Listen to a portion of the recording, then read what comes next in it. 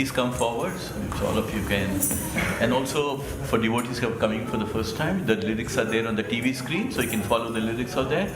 So the 1 and 2 on the left hand side, that's for our Guru Parampara, and the 3 and 4 on the right hand side, they are the Panchatattva as well as the Hare Krishna Mahamantra. So you can follow the Hare Krishna Mahamantra in case if you need to know the words. And also when we're singing, when I sing, just hear that is Shravanam, and after that you will repeat after me, then that will be Kirtanam. Shravanam, Kirtanam, Shravanam, Kirtanam, right? So please let's follow like that. And this week we are celebrating 60th anniversary since ISKCON has started. Yeah, so very, very memorable and a big landmark. So as a tribute to the 60th anniversary of ISKCON, let's pour our hearts out and sing for Krishna, right? So we are so fortunate, we are sitting in the middle of 80 acres of land and singing a nice bhajan for Krishna. What more can be fortunate, isn't it? So let's try to glorify Radha Gokulananda and Sita Ram Lakshman Hanuman with all our hearts. And they are so kind and merciful, and this week also happens to be the Jagannath Ratha Yatra as well in Puri. So very fortunate we are.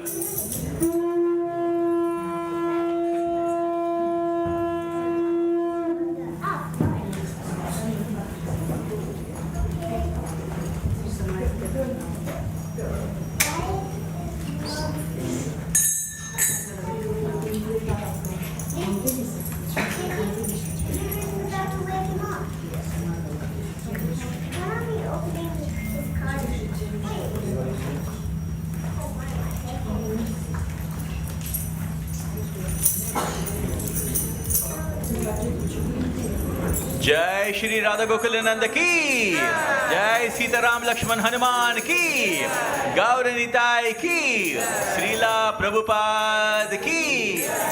नमो विष्णुपदाय कृष्ण प्रस्थाय भूतले श्रीमद् भक्ति वेदांत स्वामी निति नामिने।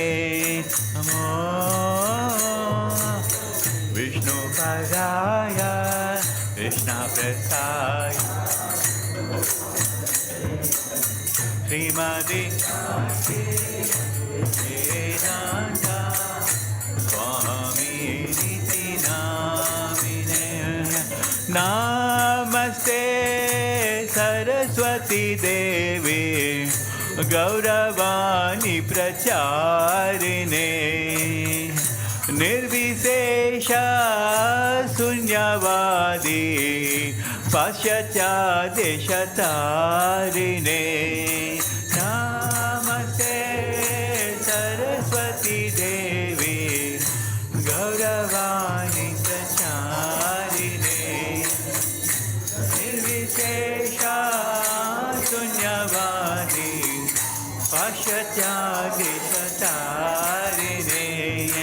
श्री कृष्ण चैतन्य प्रभु नित्यानंद श्री अद्वैत गदाधर श्रीवासदि गौर भक्तवृंद। श्री कृष्ण चैतन्य प्रभु नित्यानंद श्री अद्वैत गदाधर श्रीवासदि गौर भक्तवृंद। हरे कृष्णा कृष्णा कृष्णा हरे हरे हरे राम राम राम हरे हरे हरे कृष्णा कृष्णा कृष्णा हरे हरे हरे राम हरे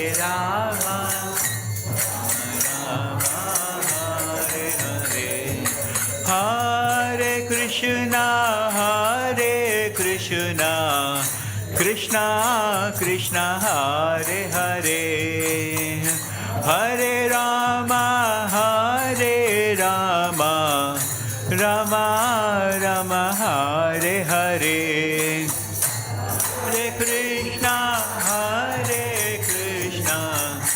Krishna Krishna Hare Hare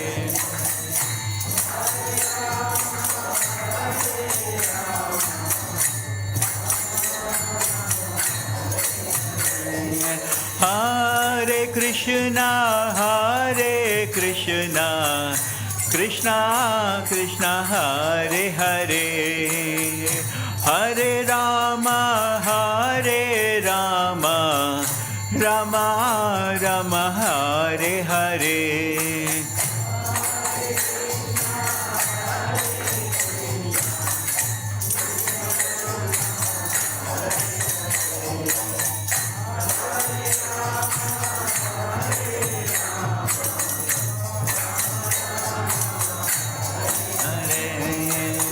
Hare Krishna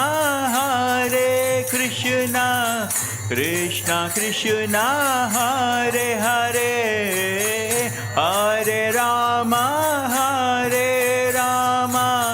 Rama Rama Hare Hare Hare Krishna Krishna Krishna Hare Hare Hare Rama Rama Rama Hare Hare Krishna Krishna Krishna Hare Hare Hare Rama Rama Rama Hare Hare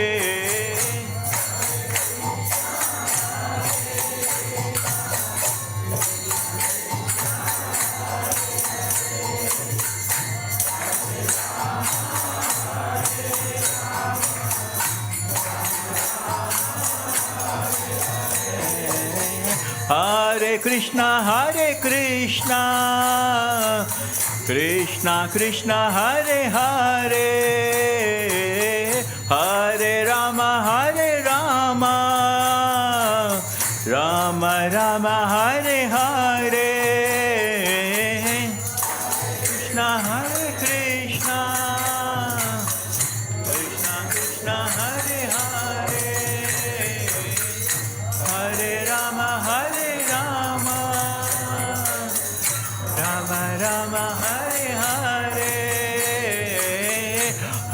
Krishna Krishna Krishna Hare Hare Hare Rama Rama Rama Hare Hare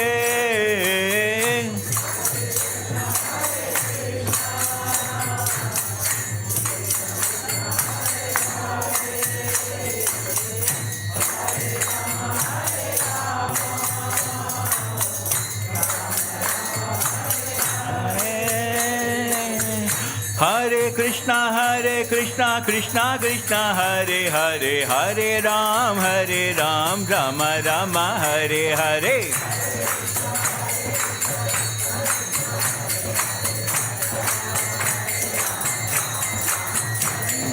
Hare Krishna Krishna Krishna Hare Hare Hare Ram Rama Rama Hare Hare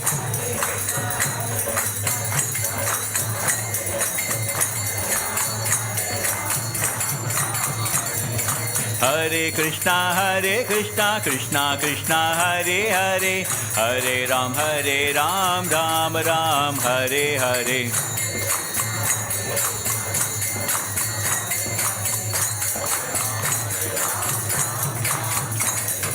Hare Krishna Krishna Krishna Hare Hare Hare Ram Ram Ram Hare Hare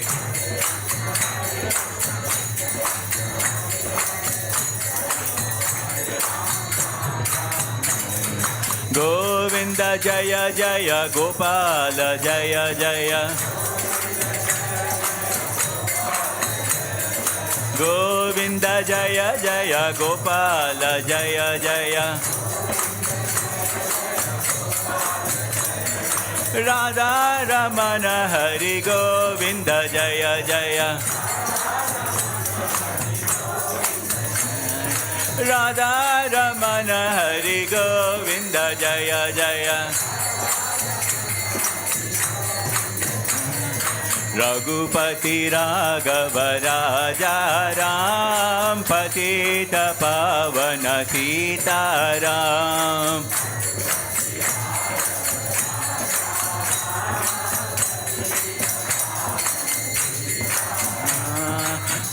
Sitaram, Sitaram, Sitaram, Jaya Sitaram.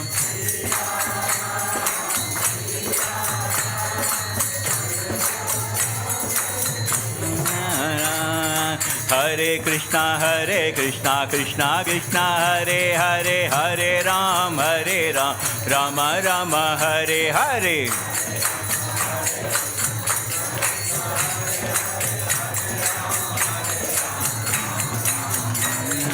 Govinda Jaya Jaya, Gopala Jaya Jaya. Govinda Jaya Jaya, Gopala Jaya Jaya. Radha Ramana Hari Govinda Jaya Jaya. Jaya Radha Gokula Nanda, Radha Gokula Nanda, Radha Gokula Nanda, Shri Radhe.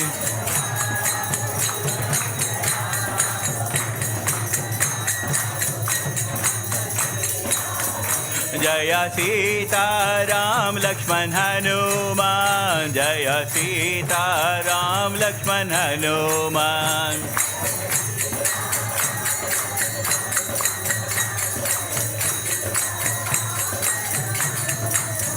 Jaya Gauranitai, Gauranitai, Jaya Gauranitai, Jaya Gauranitai.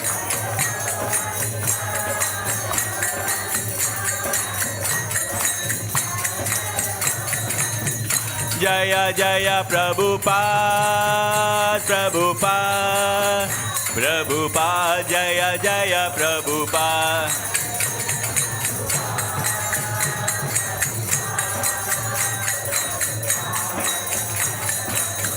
Nitya Gaura Hari Bol, Hari Bol, Hari Bol, Nitya Gaura Hari Bol.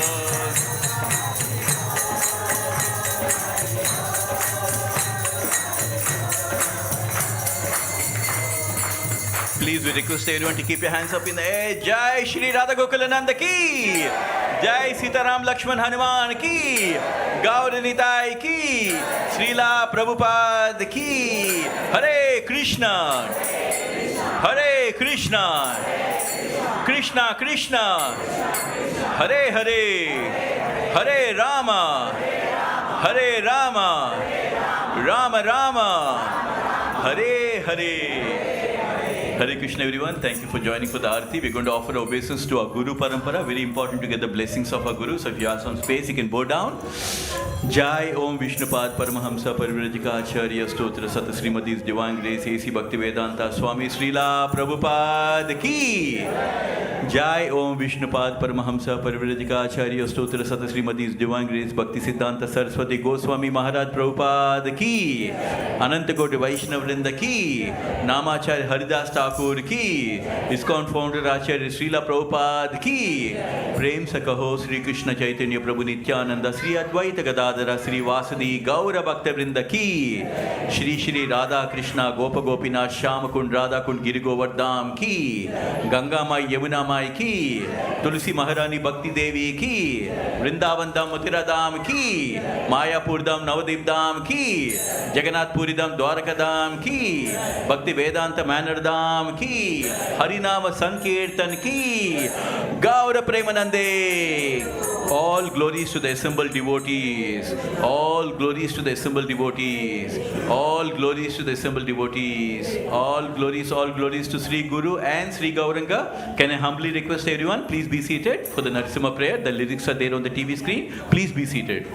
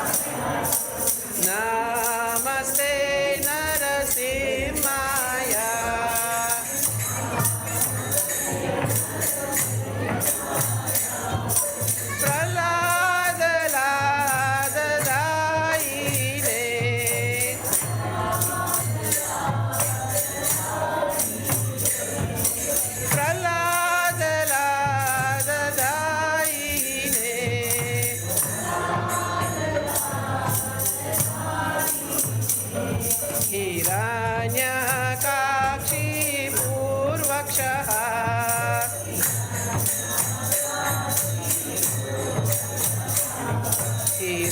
हिरण्याकाक्षी पूर्वक्षः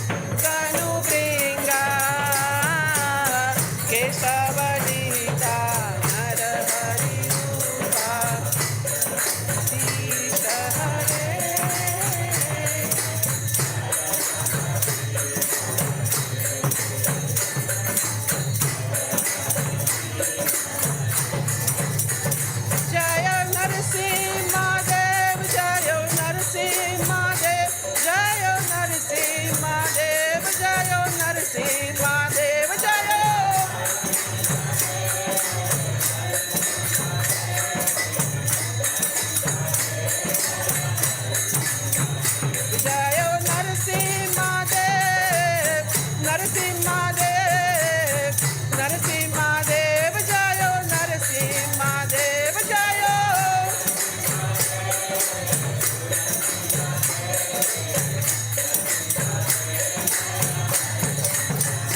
Jaya Prahlad Maharaj, Prahlad Maharaj, Prahlad Maharaj, Jaya Prahlad Maharaj, Jaya.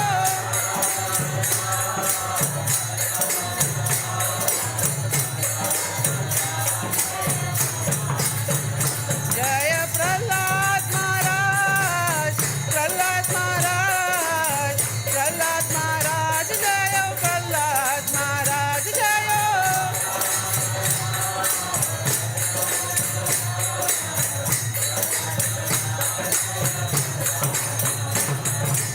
Jaya Jaya Prabhupada, Prabhupada, Prabhupada, Jaya Jaya Prabhupada.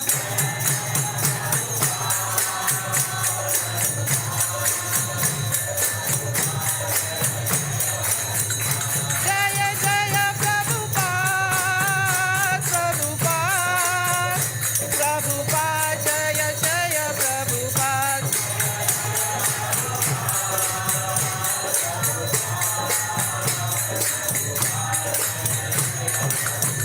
Jaya Jaya Gurudev, Gurudev, Gurudev, Jaya Jaya Gurudev.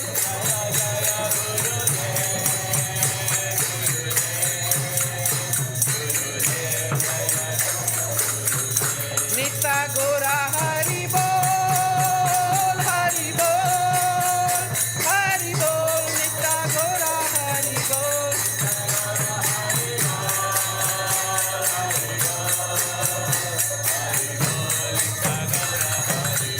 Nitai Gaura Premanande, Hari Hari Bol, Radha Gokulanand ki, Jai Jai Sitaram Lakshmana Hanuman ji ki, Prabhupada ki jai, Gaur Nitai ki jai, Sarve Vaishnava ki jai.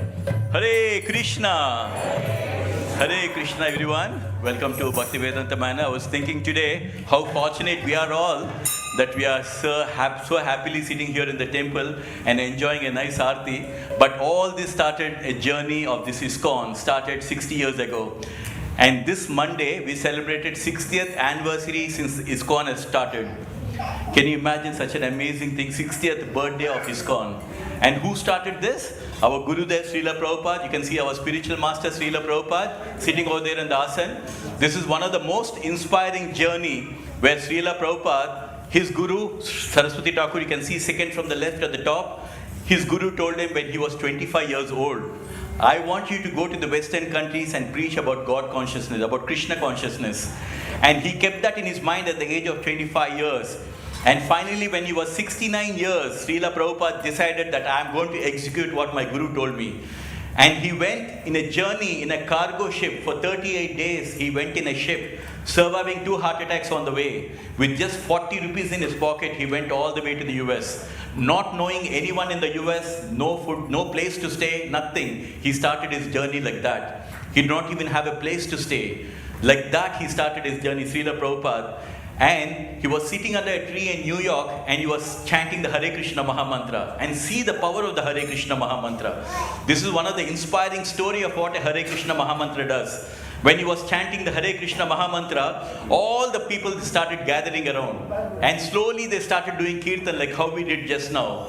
And they started doing the Hare Krishna Kirtan. And slowly, and everybody started following Srila Prabhupada. And then slowly they took one temple, Matchless Gift in New York.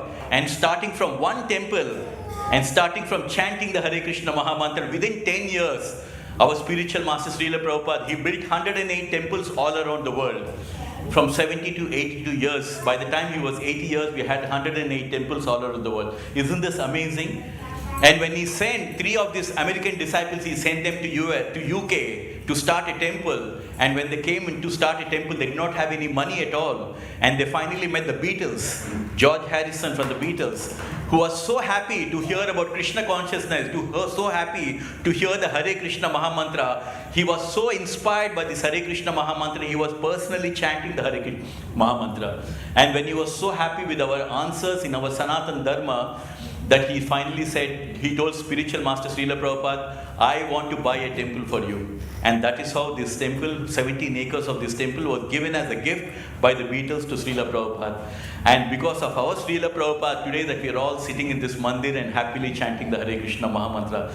Isn't this so wonderful, such a wonderful journey? Not only that, he gave us this temple. Today we have 1,000 temples all around the world. Not only that, Srila Prabhupada, he has translated 70 volumes of spiritual books. You all know about Bhagavad Gita. Srila Prabhupada has given the most authentic version of Bhagavad Gita, which is called as Bhagavad Gita as it is. 700 verses of Bhagavad Gita. How many chapters are there in Bhagavad Gita? 18 chapters. And not only Bhagavad Gita, Srimad Bhagavatam. What is the difference between Bhagavad Gita and Bhagavatam? Bhagavad Gita is spoken by Bhagavan Sri Krishna. Bhagavatam is about Krishna in his beautiful leelas. And that Srimad Bhagavatam is 18,000 Sanskrit verses. And he translated all those 18,000 verses from Sanskrit to English. Imagine what a contribution all this is, right? Not only that, 14 times he went all around the world, building up temples and chanting the Hare Krishna Mahamantra, giving lectures to all of us. And do you know the reason why we are chanting the Hare Krishna Mahamantra? Does anyone know who has the reason why we are chanting the Hare Krishna Mahamantra? Is it okay if I can share with you? Is it alright? So, Sri Krishna Bhagavan tells in Bhagavad Gita, Bhaktyamam abhi janati yavanyasya smritatvatah tato mam tattvato jnanam visite tadanvantaram. Krishna says, after explaining karma yoga, jnana yoga, everything, Krishna says, Arjuna, the one and only yoga by which you can understand me is by Bhakti Yoga. The yoga of divine love. But people have forgotten about Bhakti Yoga. Sri Krishna Bhagavan tells in Bhagavad Gita, Satatam kirtayanto mam yatanchastad ridaveta. My devotees, they're always chanting my holy name, Arjuna. But where are the devotees chanting the holy name? They completely forgotten about Bhakti. So Sri Krishna Bhagavan, you know the very popular sloka from Bhagavad Gita, Paritranaya sadhunam, Vinasaya duskrutam, Dharma samsthapanardaya, Sambhavami yuge yuge. What does it mean? Krishna says again and again, time and again, in different yuga, I come in different incarnations. I came in the form of Narasimha Avatar, I came in the form of Rama Avatar. And in Kali Yuga, our scriptures say, Kadikale Nama Rupa Krishna Avatar, which means in Kali Yuga, Bhagavan Sri Krishna came in the form of the Hare Krishna Mahamantra. It's the Nama Avatar of Krishna. Not only that, he came in the form of Hare Krishna Mahamantra. These are you see this Panchatattva, they are the reason why we are chanting the Hare Krishna Mahamantra. Sri Krishna Bhagavan is so kind and merciful that 500 years ago, he appeared in the form of a devotee called Chaitanya Mahaprabhu. You can see in the middle, Chaitanya Mahaprabhu is none other than Radha and Krishna together in the avatar of a devotee. So in Dwapara Yuga, Radha Krishna eki atma duhi dehadari anyone vela se rasa ashwadana kari, which means Radha and Krishna eki atma, but they appear in two different bodies, right? In Kali Yuga, both the spiritual forms of Radha and Krishna come together in the avatar of a devotee called Chaitanya Mahaprabhu. But Chaitanya Mahaprabhu is Radha and Krishna together, but he came in the color complexion of Radharani. Radharani was in a golden complexion, that's why she's called as Gaurangi. So that's why here Chaitanya Mahaprabhu is also called as Gauranga. What is he called as? One more time. Gauranga. Right. So that is why, because it is Krishna himself, but in the color complexion of Radharani, that's why it's called as Gauranga. And here in the blue color dhoti, that is Nityananda. And Nityananda, I'll ask you one thing. Who's the elder brother of Krishna? Lord Balaram, right? So Balaram again comes in the avatar of a devotee called Nityananda. So here we have Gauranga and Nityananda, Krishna and Balaram. And very interestingly, you all know that yesterday we had the Jagannath Rath Yatra, right? And one of the chariot is Lord Jagannath, who's Krishna. And another chariot is for Baladev, who's Balaram, right? So this is Nityananda and Chaitanya, Gauranga and Nityananda. And why did Krishna come in the avatar of a devotee? Because of this person. Who is this person? That is Advaita Acharya, who is a joint incarnation of Sadashiva and Mahavishnu. And that is the incarnation. So Advaita Acharya was sitting by the Ganges and praying to Krishna, Krishna, please come. People have completely gone crazy. They're just not completely forgotten about God and worship and devotion. And then hearing the prayers of Advaita Acharya, Krishna comes in the avatar of a devotee called Gauranga, right? And here, second from the right, that is Gadadhar Pandit, who is an incarnation of Radharani, right? And the last you can see, That is, his name is Srivas Pandit. And you know who Srivas Pandit is? Okay, again I'll ask you another question. Who is that one devotee of Narayana holding Veena in his hand? Narad Muni, right? So Narad Muni again comes in the incarnation of a devotee called Srivas Pandit. So we call them as Panchatattva, and they are the ones who are actually given us the Hare Krishna Mahamantra. So are we not grateful that today we are all chanting the Hare Krishna Mahamantra because of Gauranga and Nityananda? So shall we just give a nice shout for them? So can I ask everyone, please keep your hands up in the mood of surrender and repeat after me. Gauranga! Gauranga! Nityananda! Gauranga! Nityananda! Nityananda! Okay, now I'm going to say Gauranga, you say Nityananda. When I say Nityananda, you say Gauranga, okay? Gauranga! Gauranga! Nityananda! Nityananda! Gauranga! Gauranga! Nityananda! Nityananda! I am very, very happy to say that $1 billion got deposited into your spiritual bank balance. Because in this Kali Yuga, lifting out your hand and calling for Gauranga and Nityananda, who are the merciful incarnation of Krishna and Balaram, it is the most merciful thing, which means you have purchased Krishna Prema. This is the easiest way to get Krishna Prema, is to get the blessings of Gauranga and Nityananda. Right? And also, I just want to give one sloka from Bhagavad Gita, because in this material world, we all forgotten about how to worship Krishna, but Krishna has given us a very simple way how we can worship Him. Are you ready for that? Yes. Are you all ready for a one sloka from Bhagavad Gita? Yes? Yes? Okay, just repeat after me. Patram Pushpam Palam Toyam Yo Me Bhakta Prayachati Tad Aham Bhaktya Upahritam Asnami Prayatatmana. You already done one beautiful sloka, and I'll tell you how the sloka sounds. Patram Pushpam Palam Toyam Yo Me Bhakta Prayachati Tadaham Bhakti Upahritam Asnami Prayatatmana. Sri Krishna Bhagavan is telling us in Bhagavad Gita, chapter number 9, Rajavidya Radhiguhya Yoga, verse number 26. Krishna is saying, Arjuna, with lots of prema, with lots of devotion, if you offer me 4 simple things, Patram Pushpam Palam Toyam, that means if you offer me a tulsi leaf, or if you offer me a flower, or if you offer me fruits, or if you offer me water. To all the youngsters, is it difficult to offer a fruit to Krishna? Is it difficult? Not at all, right? We can offer some fruits to Krishna, right? Even a banana, or even if oranges, something, Krishna says, if you offer me with love and devotion, Krishna is saying, I will happily accept it. So I just want you to just take, how many of you have already read Bhagavad Gita? Couple of hands. So for all of you, so this is the first time you're doing the Bhagavad Gita sloka, right? So it's a nice way you have planted the seed of devotion in all of your heart. So very simple, very easy to please Krishna. And you all know that yesterday the Jagannath Rath Yatra was happening, right? So you all know the Jagannath Rath Yatra, 3 beautiful chariots of Krishna. And what's the second chariot? Balaram. Third chariot? Subhadra. Subhadra, who's Subhadra? She's the sister of Krishna. 3 chariots. And we had the same 3 chariots in London as well, right? So, right, yesterday there were 3 chariots in Puri that they were being pulled by lakhs and lakhs of people in India. And it is so mentioned that even if you see Lord Krishna on the chariot even once with your eyes, with your material eyes, even if you see Krishna even once, they say that no more material births in this material world. We will get so much of benediction, spiritual benefit, that by just seeing that. And that is why Krishna says in Bhagavad Gita, Neha Vikramanasosti Prachavayone Vidyate Swalpam Abhyasya Dharmasya Traite Mata. Even if you do a little bit of service for Krishna, like today on a Friday evening, you could have gone somewhere else, but you all decided that no, we are going to go to Krishna Mandir and we're going to take the darshan. This small endeavor that you do, Krishna is noting down in his books that this devotee has come to see me. So like that, Krishna says even a small endeavor that we do for Krishna, it goes into the books of Krishna. And it's Krishna himself is saying, Swalpam Abhyasya Dharmasya Traite Madhav. It means that doing a small endeavor for Krishna will save you from the cycle of life and death. And just even watching Krishna on the Jagannath Rath Yatra, that itself, this is your last birth. So Krishna is so kind and merciful that the Chaitanya Mahaprabhu, when he was there 500 years ago, he himself, who's Chaitanya Mahaprabhu? Krishna, Radha and Krishna together, but in the mood of Radharani.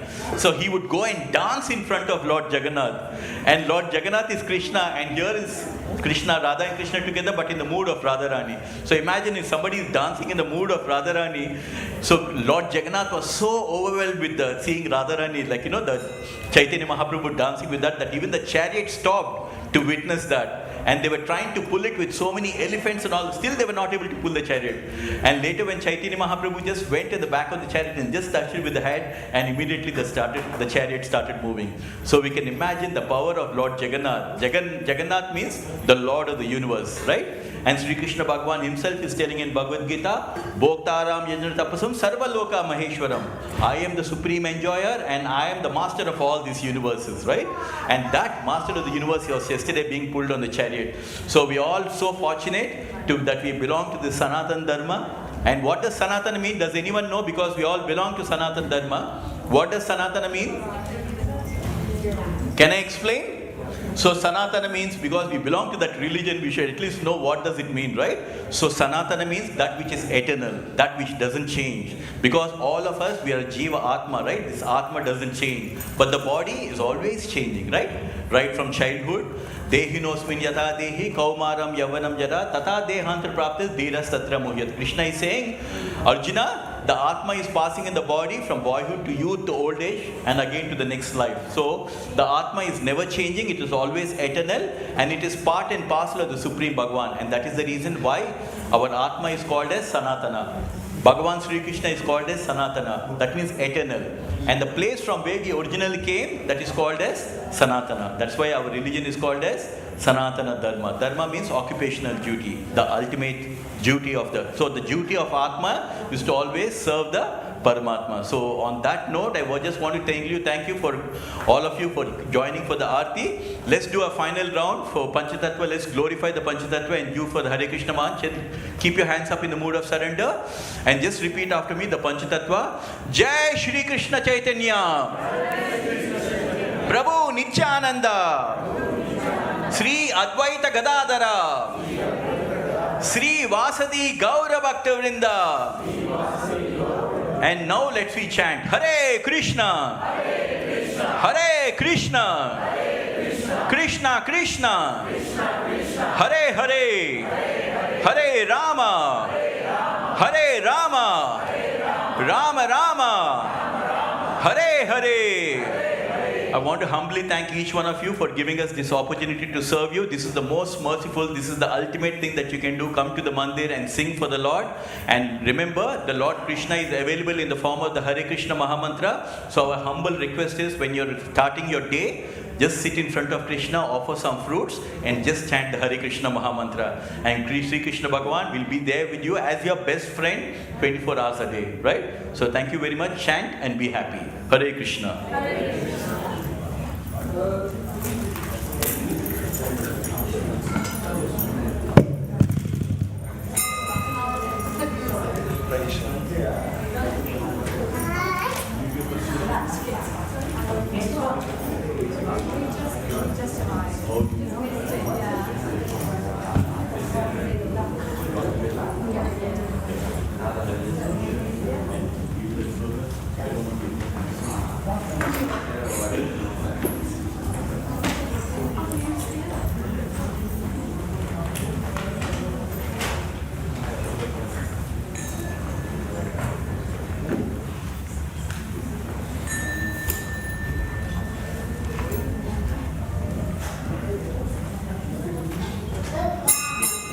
We're just going to sing a few prayers and then we will begin once again reading from Krishna, the Supreme Personality of Godhead.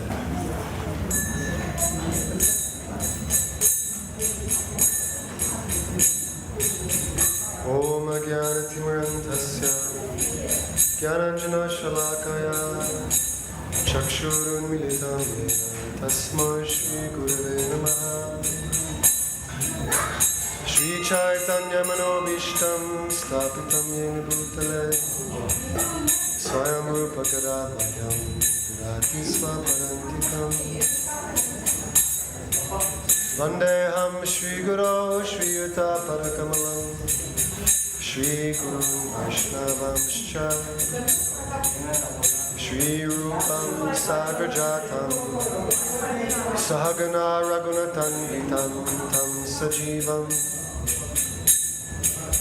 Sadvaitam Savadutam Parijana Sahitam Krishna Chaitanya Devam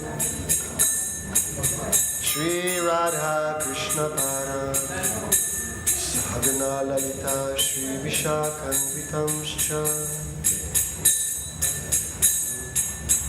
Nama Om Vishnu Padaya Krishna Prishtaya Bhutale Srimate Bhaktivedanta Swamiti Namine Namaste Saraswate Deve Gauravani Pracharine Nirvishesha Shunyavadi Paschatare Shatarine Nama Om Vishnu Padaya Krishna Prishtaya Bhutale Srimate Bhakti Siddhanta Saraswati Namine Shri Varshabhanavi Devi Dalitaya Kripamtaye Krishna Sambandha Vijnana Dayine Prabhave Namaha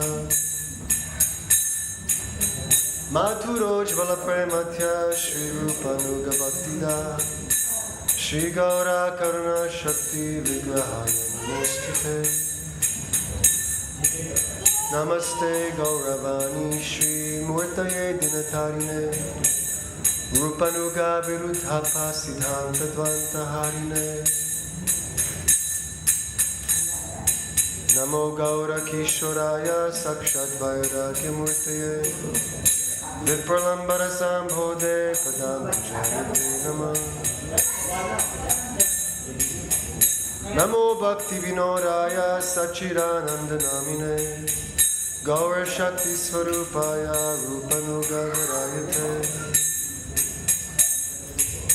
Gaura Virbhava Bhumistham Nirdishta Sajjana Priya Vaishnava Sarvabhauma Shri Jagannathayate Namah Ansha Kalpatarubhyascha Kripasindhavevacha Patitanam Pavanebhyo Vaishnavebhyo Namo Namah Namo Mahavaranyaya Krishna Prema Purayate Krishnaya Krishna Chaitanya Namne Goratvishe Namah Pancha Tattvatmakam Krishnam Bhakta Rupa Swarupakam Bhaktavataram Bhaktakyam Namami Bhakta Shaktikam Hey Krishna Karuna Sindho Dinabandho Jagapite Gopesha Gopika Kanta Radha Kanta Namostute Jayatam Surata Pangur Mama Mandana Tergati Matsarvasva Padambo Jao Radha Madana Mohana Divya Drindaranya Kalpatrumaya Srimad Ratnagara Simhasanasta Srimad Radha Srila Govinda Deva Krishtali Visevyamana Smarami Shriman Rasarasaram Divam Shrivatatastita Karshan Venu Svanar Gopir Gopinata Shristuna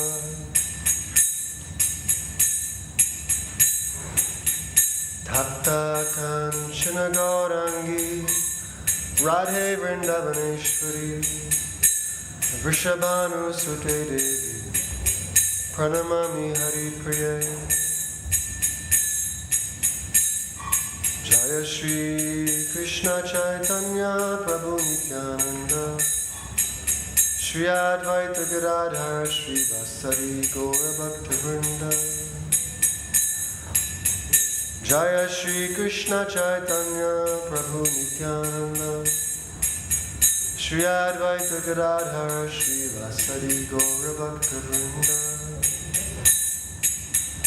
Hare Krishna, Krishna Krishna, Hare Hare, Hare Rama, Rama Rama, Hare Hare. Hare Krishna, Krishna Krishna, Hare Hare, Hare Rama, Rama Rama, Hare Hare.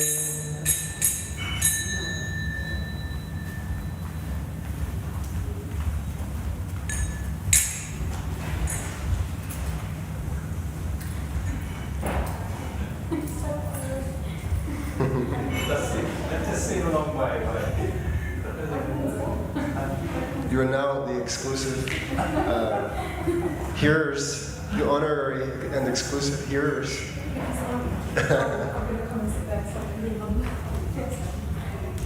Make yourselves comfortable.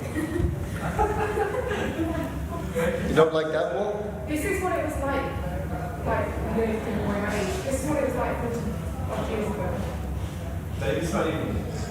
40 years old. Okay. Yeah. I'm over the hill. We're on the way down. Hare Krishna. You don't like that wall? No. Okay, yeah, you get to see the Lord. Okay. Very good. So, we are reading from chapter 29 of volume 2. And this chapter is called Sacrificial Ceremonies Performed by Vasudeva, Lord Krishna's father.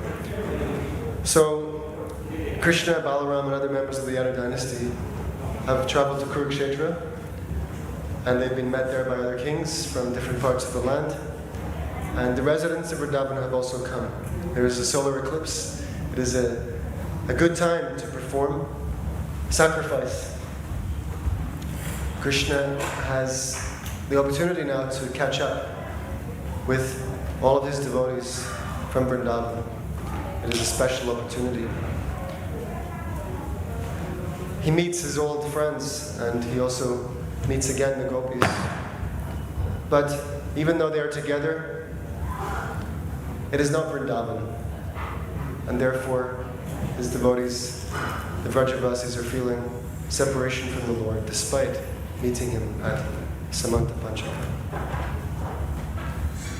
Various sages have come to also perform sacrifice and to see the Supreme Personality of God.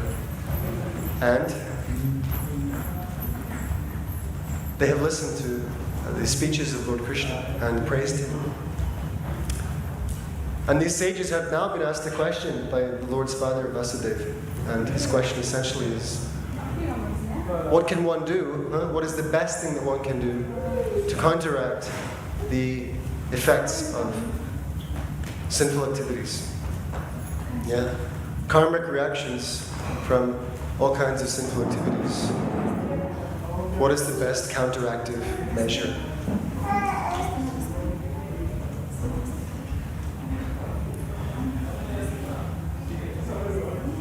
The sages present then began to address Vasudeva in the presence of Lord Krishna, Balaram, and many other kings. And as requested by him, they gave their instructions. So this is their answer. To counteract the reaction of karma, or desires impelling one to fruitive activities, one must execute the prescribed sacrifices, which are meant for worshipping Lord Vishnu with faith and devotion. So one has to do those things that are meant for worshipping Lord Vishnu with faith and devotion. Lord Vishnu is the beneficiary of the results of all sacrificial performances. Great personalities and sages who are sufficiently experienced to possess vision of the three phases of the time element, namely past, present, and future, and those who are able to see everything clearly through the eyes of revealed scriptures, have unanimously recommended that to purify the dust of material contamination accumulated in the heart, and to clear the path of liberation and thereby achieve transcendental bliss, one must please Lord Vishnu.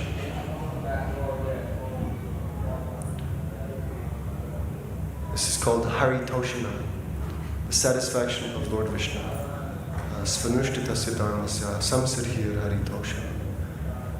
The perfection of all of one's occupational activities, and whatever form of work one is engaged in according to one's psychophysical nature, and doing one's work according to the regulations and direction of the Vedic scriptures. The perfection of such work is to satisfy the Supreme Lord, Haritoshana.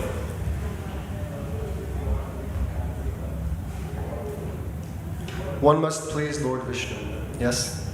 For everyone in the different social orders, Brahmana, Kshatriya, and Vaishya, who are living as householders, this worship of the Supreme Personality of Godhead, Lord Vishnu, who is known as Purushottama, the original person, is recommended as the only auspicious path.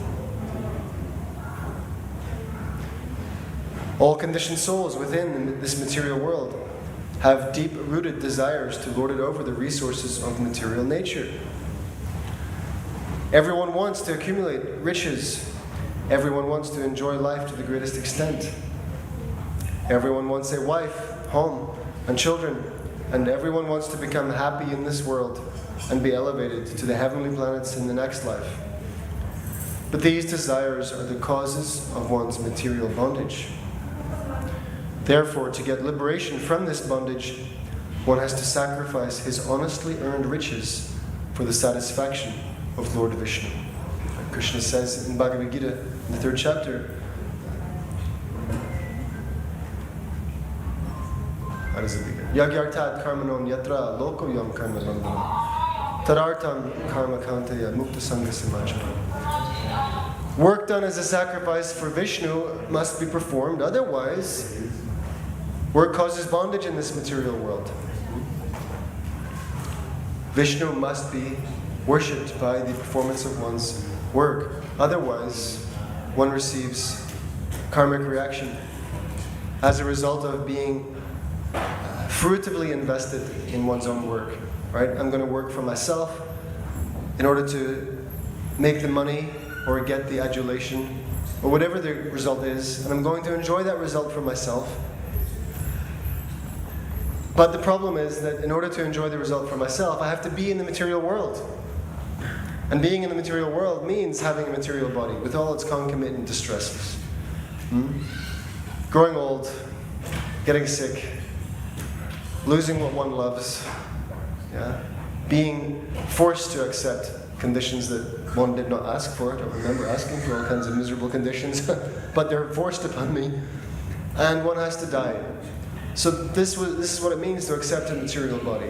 And if one wants to enjoy the fruits of one's work, the fruits of one's hard labor, one's endeavor, one's striving for some goal, then one has to be here to accept the fruit. And being here means to accept concomitant miseries imposed by one's own body and mind, other living entities giving us trouble, and the general condition of the environment around us, which is not always pleasant. This is called Aritaiva Klesha, the nature of the environment. Sometimes it is too hot or too cold. There's a gale blowing, a storm coming, a hurricane ripping out my house, an earthquake, a volcano. Right? People experience these things. So we're contending with the forces of nature. We're contending with the envy of other living entities. And we're contending with the difficulties given to us by this body and this mind, causing us distress in these ways. So to get out of this bondage, one has to sacrifice his honestly earned riches for the satisfaction of Lord Vishnu. But you cannot eliminate desire. Desire is the concomitant factor of the living entity. Everyone has some desire. Right? We cannot snuff out desire, but rather the desire has to be purified. So we were reading earlier today, Narada Muni was recommended. In the first canto of Srimad Bhagavatam, he says to Srila Vyasadeva, does not a thing which, or rather he says, cannot a thing which causes one's distress be therapeutically applied to relieve one? So, and the example given is that if someone takes too much milk product, or a lot of milk, then there may be a disruption of the bowel movement, some kind of digestive problem. And then what's the best way to cure that? Does anybody know? If you've taken too much milk and now you have some digestive issue, what's the cure? The best cure? The best cure is to take another milk product, curds, mixed with some remedial ingredients, and your bowel issue will be rectified.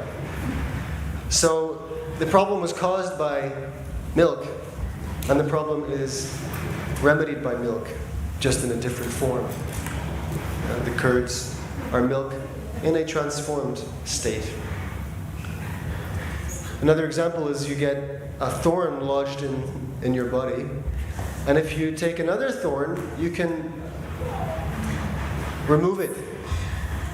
Removing a thorn with a thorn. So we all have desire, and we can't stop desire, but the desire must merely be purified. And how to purify it? We have to engage all of those things which we are attracted to or attached to in the service of the Lord. That is the best remedial measure. What am I attached to in Krishna's world? What turns me on? What excites me? What enthuses me? What do I love to do? What do I absorb myself in? What are the things that I like to have? And all of those things can be dovetailed with Krishna, engaged in Krishna's service somehow, by the expert guidance of a devotee. Any thoughts or questions?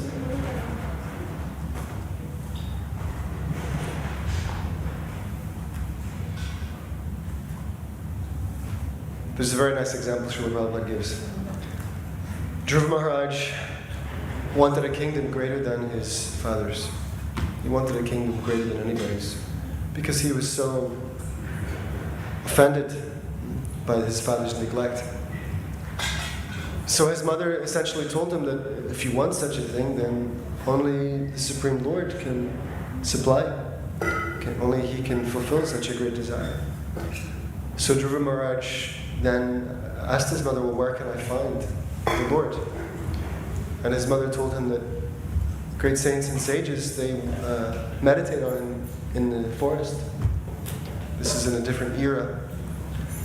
So Dhruva Maharaj thought, well then I'm going to go to the forest, and I'm going to meditate on God, and I'm going to ask for what I want. Yes, I'm going to get what I want from the Lord.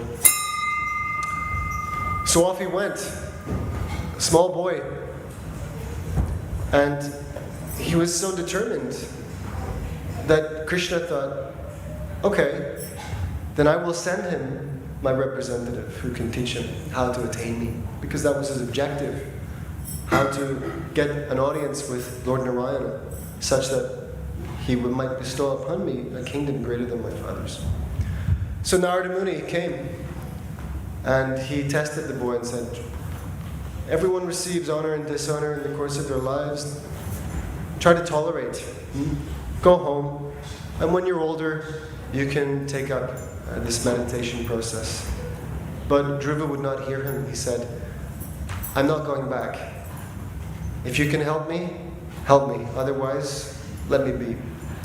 So Narada Muni understood that he was so fixed in his resolve to attain the Lord that he taught him how to worship Krishna. And he gave him this mantra, Om Namo Bhagavate Vasudevaya. So Dhruva Maharaj rigorously practiced the worship of the Lord that Narada Muni instructed him in, and chanted this mantra regularly. And he was so focused on his service to Krishna, his worship, that after 6 months of such austerity, Krishna was pleased to grant him an audience. But upon seeing Krishna, Dhruva Maharaj thought, I don't want anything.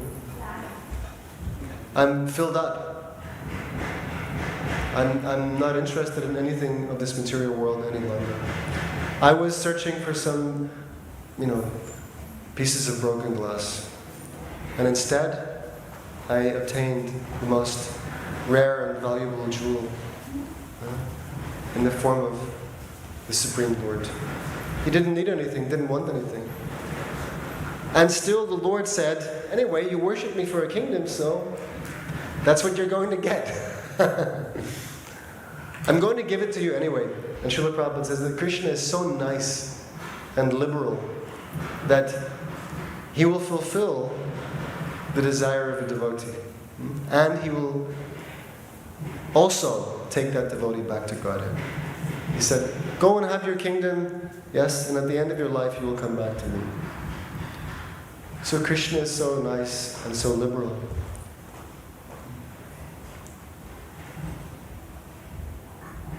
How did I get into that?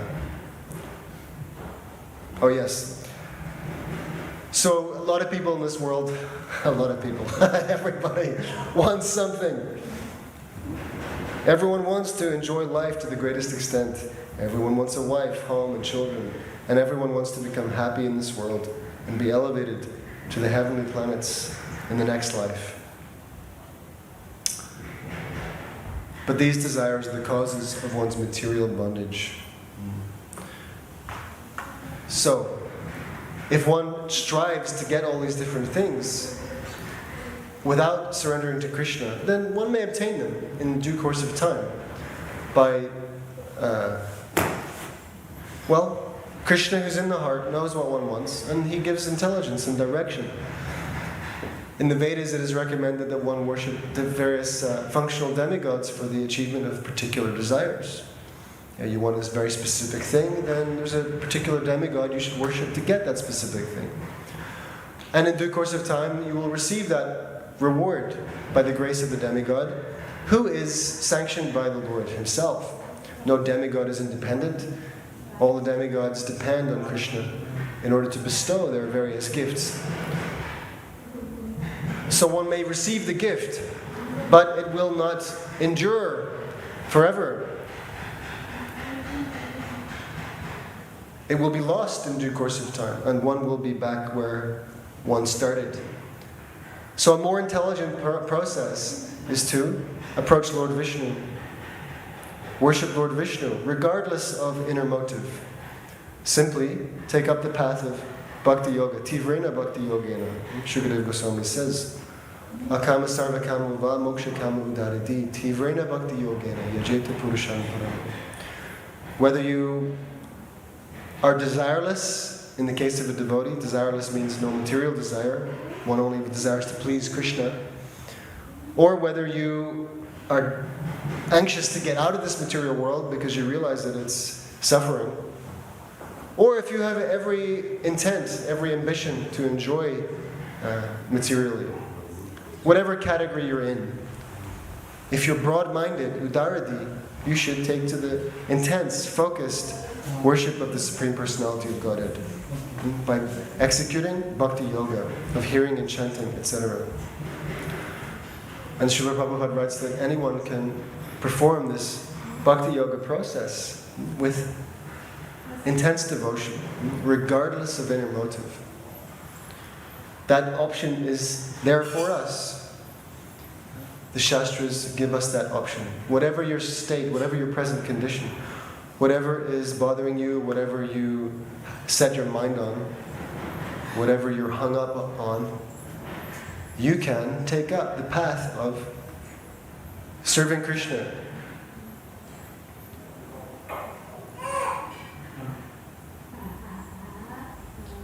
For the sake of pleasing Krishna, regardless of whatever other motive there may be. So Dhruva Maharaj did it. He wanted a kingdom, But when he was executing his devotional service as given by his spiritual master, right, he was doing it sincerely. That was his sincere service to his spiritual master, regardless of his motive of having a kingdom. Because the relationship is paramount. The relationship is paramount. The relationship is natural. The relationship between every living entity and the Lord is natural. Therefore, the effort to love Krishna, serve Krishna, is natural. So by approaching Krishna, worshipping Krishna, serving Krishna, then one's heart becomes purified. And whatever material interest one had will become completely purified. One will be free of that material interest.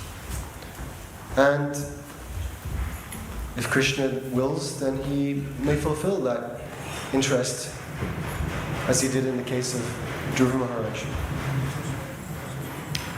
Regardless, the essential point is that if one is intelligent, one will take to the worship of Lord Vishnu or Krishna. Right? Krishna, Vishnu remains same Supreme Personality of God. Can we close the door a little bit? I'm hearing some banging. Thank you. Therefore, to get liberation from this bondage, one has to sacrifice his honestly earned riches for the satisfaction of Lord Vishnu.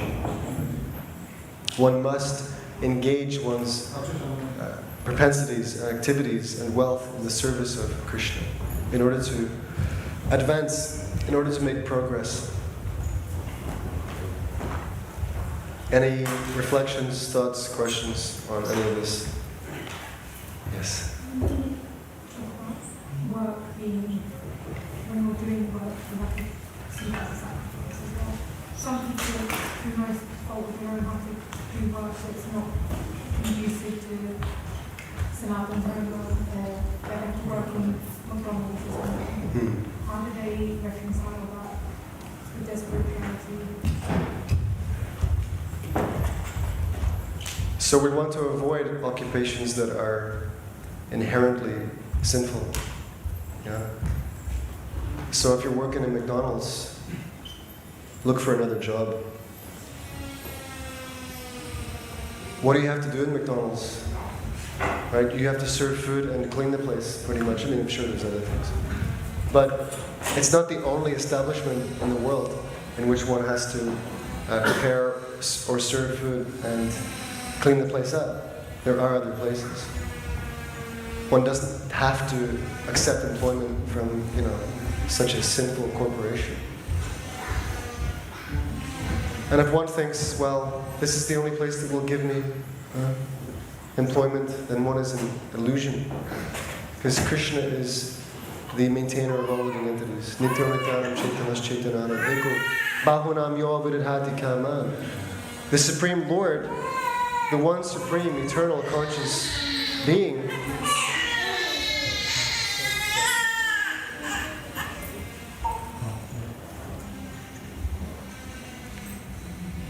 one supreme, conscious, eternal being, is maintaining all others. Krishna is our maintainer. But due to ignorance, we think that my particular work is the cause of my maintenance. But it's not. And this is a very nice purport. Again, Narada Muni. He meets this hunter, Margari, who's half killing these animals, right? And he thinks this is my occupation. He's a hunter, so obviously he sells, his half-killed animals. Narada Muni says to him, why are you half killing them? This is torture. This is so sinful, and you'll have to suffer for this. He says, give it up. And Margari, he's obviously taken by Narada Muni's presence and instruction and potency, and he hesitates. He says, this is my livelihood. If I give up my bow, then how will I subsist? And Narada Muni tells him, don't worry, I'll bring you your food. Yeah? Just give this terrible thing up. Drop it. Stop it. Right? Give up your bow. But I can't. My bow is the cause of my survival. My bow is the cause of my livelihood. My working in McDonald's is the cause of my livelihood. If I give it up, how will I live? Same illusion. Narada Muni knew that his bow was not the cause of his subsistence. Krishna is. So Murgari had faith in him. He gave up that activity. And he was maintained. He didn't starve. Didn't die. He prospered by the grace of the spiritual master. So, we are the ones who choose, I will do this kind of work or that kind of work. Yes? But the real maintainer is the Lord, who delivers our maintenance through whatever type of work we have decided to perform. Right? Therefore, it's very important to understand, what is my nature? Yeah? What kind of work am I going to do that will sit well with me? Therefore we have Varnashram Dharma. Because according to the body and the mind that I am inhabiting, there's a suitable kind of work. So I should know myself. What is my machine? What is my machine? And I should engage in appropriate work. My maintenance, my sustenance will be delivered through that work. Have no doubt, have no fear. So if someone is engaged in an occupational duty which is inherently sinful, it's vikarma, give it up. And find a more appropriate, more religious form of work. Does that answer your question? Yeah? I don't work on the phone. Okay. Yes, Prabhu. You mentioned chapter 3 of Bhagavad Gita. I mentioned chapter 3 of Bhagavad Gita. Which text did you... Yagyartat Kamaron Yatra. 3... It's in the teens. It's in the teens, I believe. It begins work done as a sacrifice for Vishnu. Must be performed. Yeah? No. You find it?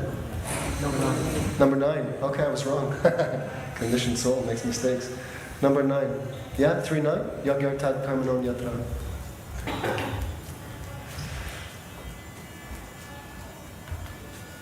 Anything else? We'll keep going. So, the sages continue answering Vasudev's question. Where's Paresh? Where'd he go? Is he here? Is he over there? Where did Paresh go? Maybe he merged with the Lord. Alright. The sages continue. The only process to counteract all sorts of material desire is to engage oneself in the devotional service of Lord Vishnu. In this way, a self-controlled person, even while remaining in householder life, should give up the 3 kinds of material desires, namely, desire for the acquisition of material opulence, as 3 kinds of material desire that should be given up. The desire for the acquisition of material opulences. Number 2, the enjoyment of wife and children, and elevation to higher planets. Yeah?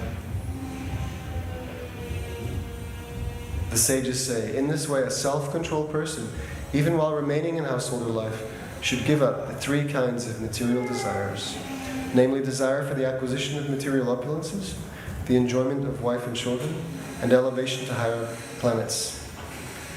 Eventually, he may give up householder life and accept the renounced order of life, engaging himself completely in the devotional service of the Lord. So we shouldn't be hell-bent on remaining in householder life indefinitely.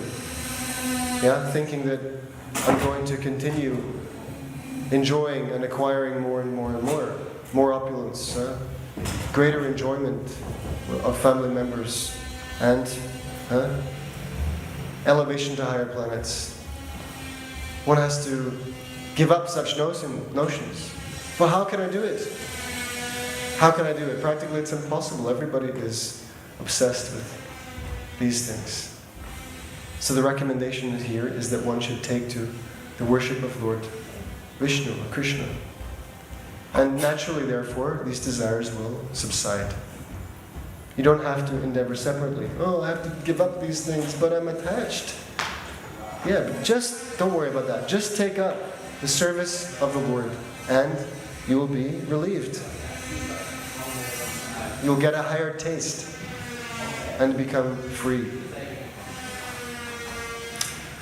Everyone, even if born in a higher status of life as Brahmana, Kshatriya, or Vaishya, is certainly indebted to the demigods, to the sages, to the forefathers, to living entities, and so on.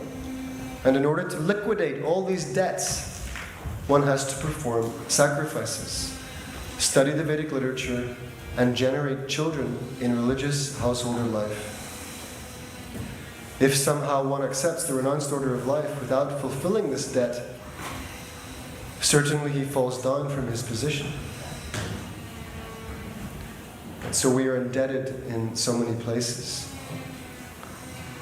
But there is a wonderful way to absolve this debt.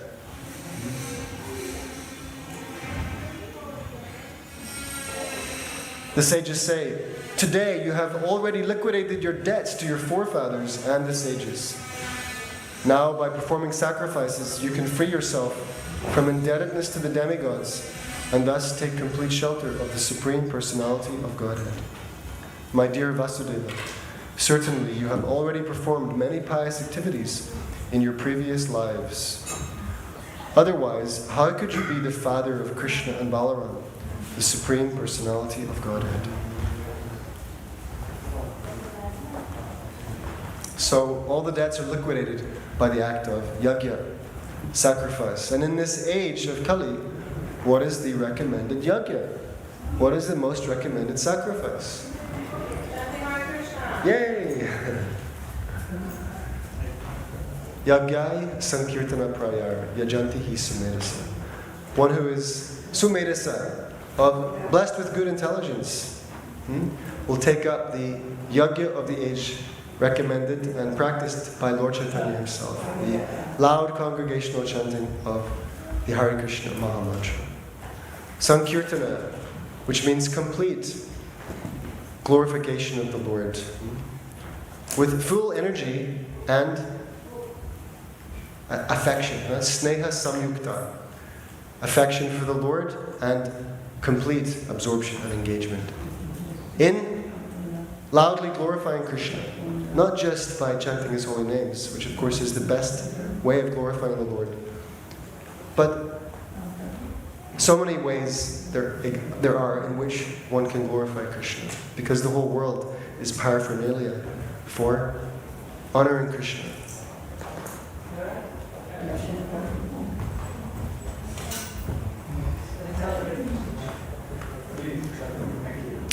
Saintly Vasudeva, after hearing all the sages, offered his respectful obeisances unto their lotus feet.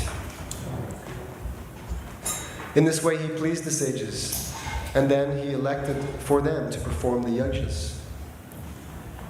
When the sages were elected as priests of the sacrifices, they also in their turn induced Vasudeva to collect the required paraphernalia for executing the yajnas in that place of pilgrimage. Thus Vasudeva was persuaded to start to perform the yajnas, and all the members of the Yadu dynasty took their baths, dressed themselves very nicely, and decorated themselves beautifully, and garlanded themselves with lotus flowers. Vasudeva's wives, dressed with nice garments and ornaments and golden necklaces, approached the arena of sacrifice, carrying in their hands the required articles to offer in the sacrifice. When everything was complete, There was heard the vibration of mridangas, conch shells, kettle drums, and other musical instruments. Professional dancers, both male and female, began to dance. The Sutas and Magadas, who were professional singers, began to offer prayers by singing. The Gandharvas and their wives, whose voices were very sweet, began to sing many auspicious songs. Vasudeva anointed his eyes with collyrium. Collyrium. Collyrium is a medicated eye wash. This is the dictionary's definition. The archaic definition of collyrium is a medicated eye wash, a kind of dark eyeshadow used especially in Eastern countries. Okay.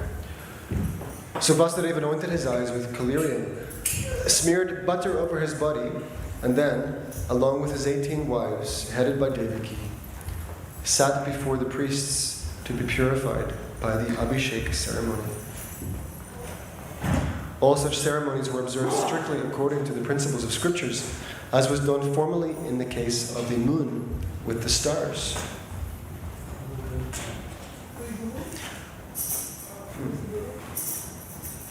All such ceremonies were observed strictly according to the principles of scriptures, as was done formally in the case of the moon with the stars.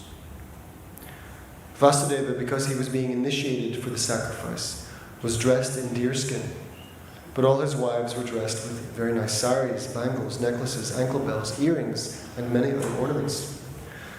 Vasudeva looked very beautiful, surrounded by his wives, exactly like the King of Heaven when he performs such sacrifices.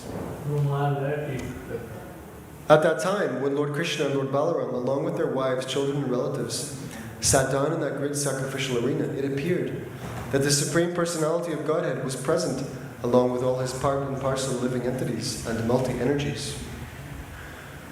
We have heard from the Shastras that Lord Krishna has multi-energies and parts and parcels. But now in that sacrificial arena, all could actually experience how the Supreme Personality of Godhead eternally exists, along with his different energies. At that time, Lord Krishna appeared as Lord Narayana, and Lord Balaram appeared as Sankarsana, the reservoir of all living entities. Vasudeva satisfied Lord Vishnu by performing different kinds of sacrifices, such as Jyotishtoma, Darshan, and Purnamasa. Some of these yajnas are called Prakrita, and some of them are known as Sarya Satra, or Vaikurta. Thereafter, the other sacrifices, known as Agnihotra, were also performed, and the prescribed articles were offered in the proper way. In this way, Lord Vishnu became pleased. The ultimate purpose of offering oblations and sacrifice is to please Lord Vishnu. But in this age of Kali, it is very difficult to collect the different articles required for offering sacrifices. People have neither the means to collect the required paraphernalia, nor the necessary knowledge or tendency to offer such sacrifices. Therefore, in this age of Kali, when people are mostly unfortunate, full of anxieties, and disturbed by various kinds of calamities, the only sacrifice recommended is the performance of Sankirtana Yajna. Worshipping Lord Chaitanya by this Sankirtana Yajna is the only recommended process in this age. So, that's good news, because the performance of Sankirtana Yajna is not particularly difficult. Anybody can do it by coming together, right? Provided we have a working voice box and a tongue, then we can engage in this Sankirtana Yajna. No muss, no fuss, no expense. Just gather together, congregate together, and chant Hare Krishna Mahamantra, as Srila Prabhupada taught us. And this is complete, perfect sacrifice for this age of Kali. Hallelujah! We can all perform the greatest sacrifice and be supremely benefited without difficulty.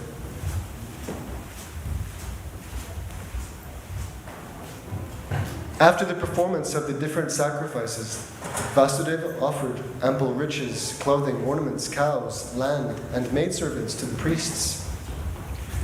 Thereafter, all the wives of Vasudeva took their avabhrita baths and performed the part of the sacrificial duties known as Patni Samyaja.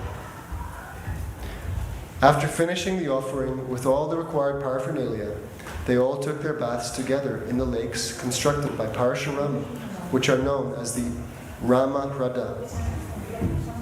After Vasudeva and his wives took their baths, all the garments and ornaments which they wore were distributed to the subordinate persons who were engaged in singing, dancing, and similar activities. We may note that the performance of sacrifice necessitates the profuse distribution of riches. Charity is offered to the priests and the brahmanas in the beginning, and used garments and ornaments are offered in charity to the subordinate assistants after the performance of the sacrifice.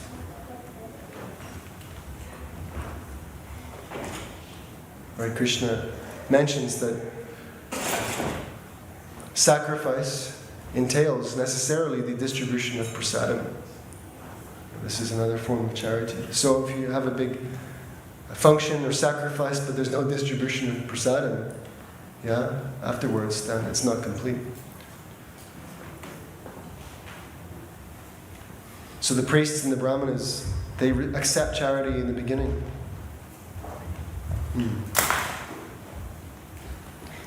And after the performance of sacrifice, the various used garments and ornaments are offered in charity to the subordinate assistants in the sacrifice. After offering the used articles to the singers and reciters, Vasudeva and his wives, dressed with new ornaments and dresses, fed everyone very sumptuously, beginning from the brahmanas down to the dogs. Right? Everybody was fed sumptuously. After this, all the friends, family members, wives, and children of Vasudeva, along with all the kings and members of the Vidarbha, Koshala, Kuru, Kashi, Kekaya, and Srinjaya dynasties, assembled together. The priests, the demigods, the people in general, the forefathers, the ghosts, and the charanas were all sufficiently remunerated by being offered ample gifts and respectful honor. Then all the persons assembled there took permission from Lord Krishna, the husband of the goddess of fortune, and while glorifying the perfection of the sacrifice made by Vasudeva, they departed to their respective homes. At that time, when King Dhritarashtra, Vidura, Yudhishthira, Bhima, Arjuna, Bhishma Deva, Dronacharya, Kunti, Nakula, Sahadeva, Narada, Lord Vyasadeva, and many other relatives and kinsmen were about to depart, they felt separation and therefore embraced each and every member of the Yadu dynasty with great feeling. Many others who were assembled in that sacrificial arena also departed. After this, Lord Krishna and Lord Balaram, along with King Ugrasena, satisfied the inhabitants of Vrindavan, headed by Maharaj Nanda and the cowherd man, by profusely offering all kinds of gifts in order to worship them and please them. Out of their great feelings of friendship, the inhabitants of Vrindavan remained there for a considerable time, along with the members of the Yadu dynasty. After performing this sacrifice, Vasudeva felt so satisfied that there was no limit to his happiness. Has anyone felt this after the performance of sacrifice? If you really are absorbed in some sacrificial performance or event, it requires a lot of energy and commitment and care to make all the necessary arrangements and to take care of everybody there. At the completion of the whole thing, there is a deep sense of satisfaction.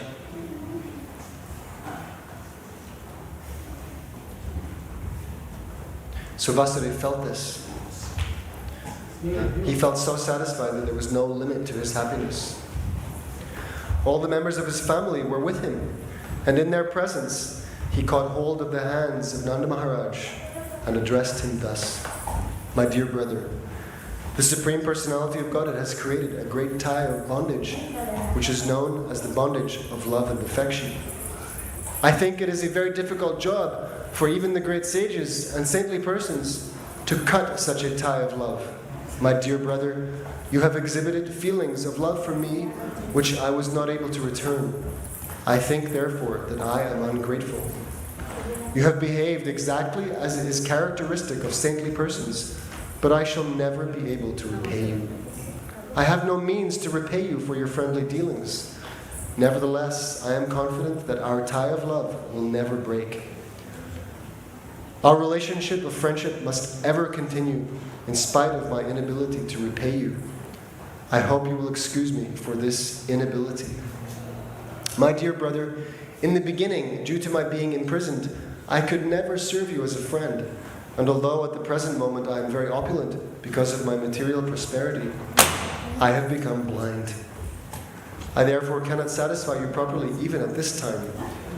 My dear brother, you are so nice and gentle that you offer all respect to others, but you don't care for any respect for yourself. A person seeking for auspicious progress in life must not possess too much material opulence with which to become blind and puffed up, but he should take care of his friends and relatives. So don't possess too much that you become blind and puffed up, but you should take care of your friends and relatives. When Vasudeva was speaking to Nanda Maharaj in this way, he was influenced by a great feeling for the friendship of Nanda Maharaj and the beneficial activities executed by King Nanda on his behalf. As such, his eyes filled with tears and he began to cry. Desiring to please his friend Vasudeva and being affectionately bound with love for Lord Krishna and Balaram, Nanda Maharaj passed 3 months in their association. At the end of this time, all the members of the Yadu dynasty tried to please the inhabitants of Vrindavan to their heart's content. The members of the Yadu dynasty tried to satisfy Nanda Maharaj and his associates by offering them clothing, ornaments, and many other valuable articles, and they all became fully satisfied. Vasudeva, Ugrasena, Lord Krishna, Lord Balaram, Uddhava, and all other members of the Yadu dynasty presented their individual gifts to Nanda Maharaj and his associates. After Nanda Maharaj received these farewell presentations, he, along with his associates, started for Vrajabhumi, Vrindavana. The minds of the inhabitants of Vrindavan remained, however, with Krishna and Balaram, and therefore all of them started for Vrindavan without their minds. Without their minds. They left Kurukshetra and proceeded toward Vrindavan because their minds stayed with Krishna and Balaram. When the members of the Vrishni family saw all their friends and visitors departing, they observed that the rainy season was approaching, and thus they decided to return to Dwarka. They were fully satisfied, for they regarded Krishna as everything.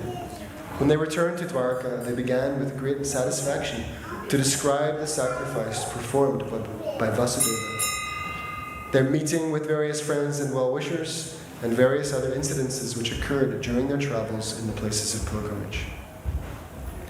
Thus ends the Bhaktivedanta purport of the 2nd volume, 29th chapter of Krishna, sacrificial ceremonies performed by Vasudeva. Any realizations, comments, or questions at the end of this chapter?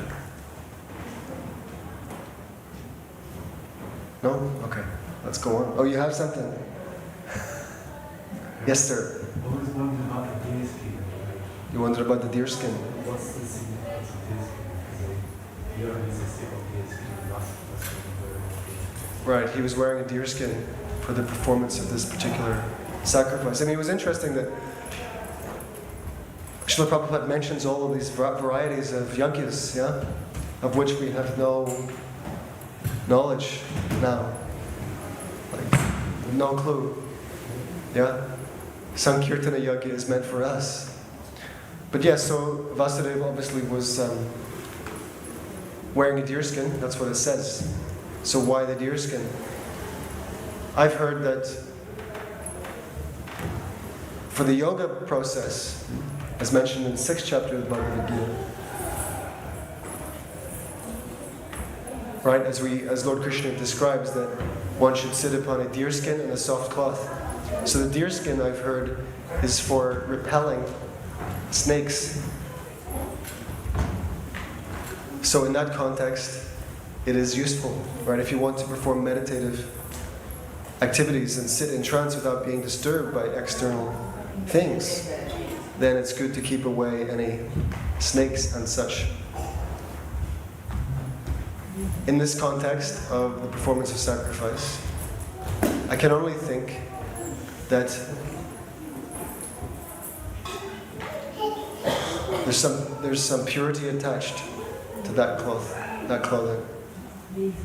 That's my speculation.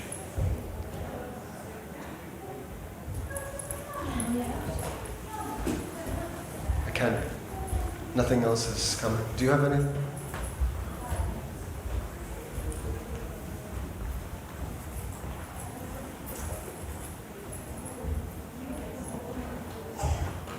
Deerskin.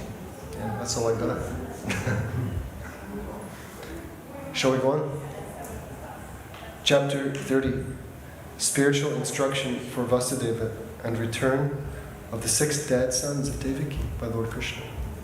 We're running out of time. Anyway, we have a few minutes. It is a Vedic custom that the junior members of the family should offer respects to the elderly persons every morning. The children, or the disciples especially, should offer their respects to the parents or the spiritual master in the morning. In pursuance of this Vedic principle, Lord Krishna and Balaram used to offer their obeisances to their father, Vasudeva, along with his wives.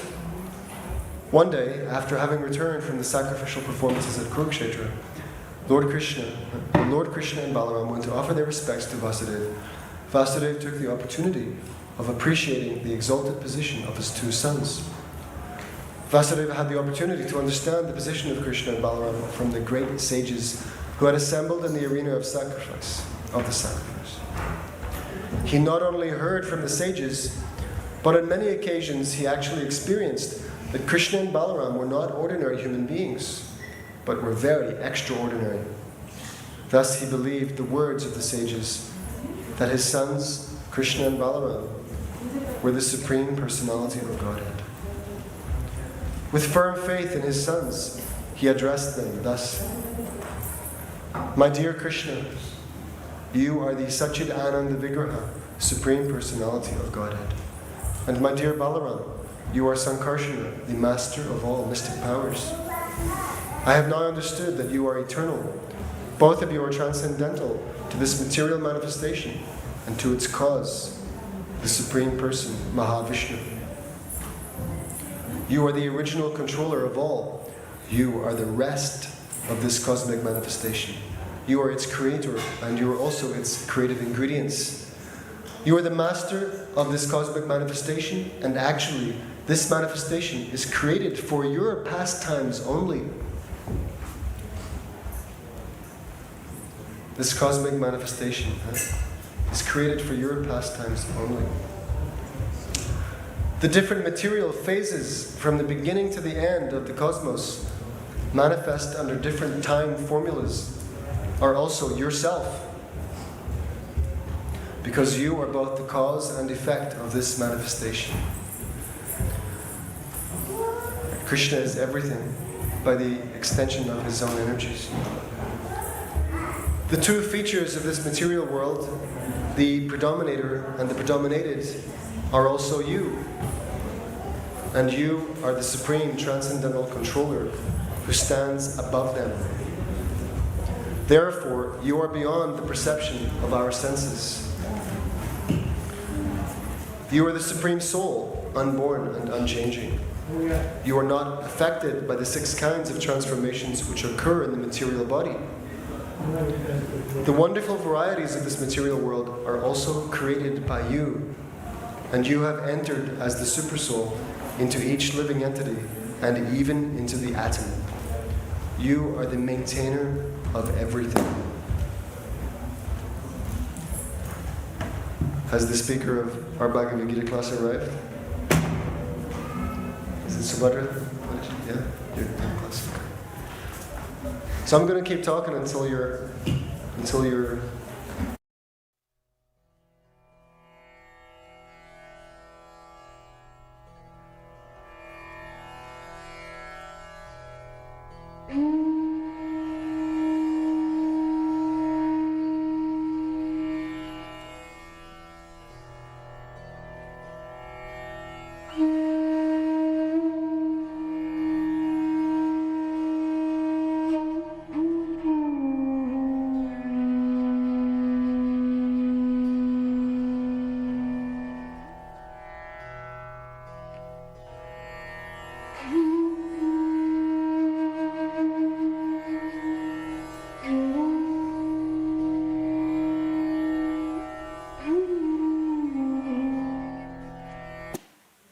guiding, isn't it? Without your will, that cannot work. Material energy has no cognizance. Srila Prabhupada once was speaking with Shyamasundar, and Shyamasundar had this friend, David Wynne, who sculpted the bust of Queen Elizabeth. And Prabhupada was saying to Shyamasundar, I think David was also there, but he was saying that, David's getting this intelligence to perform this art of sculpture. Where's he getting it from? And why you can't do it? Why you're not getting it? Yeah? It's actually the Lord who is inspiring and giving that specific intelligence and inspiration to perform that activity, that art.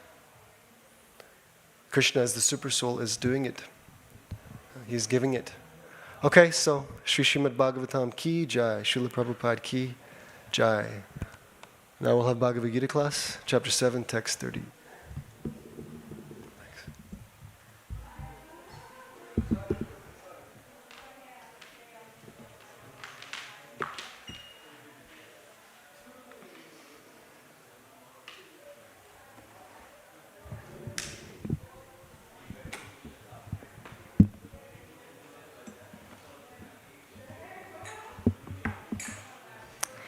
Hare Krishna, everyone. Welcome to the Bhagavad Gita class.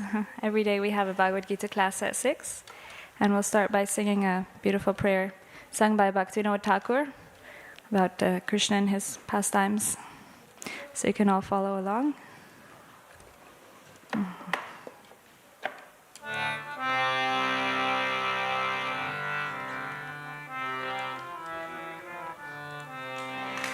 Jaya Radha Madhava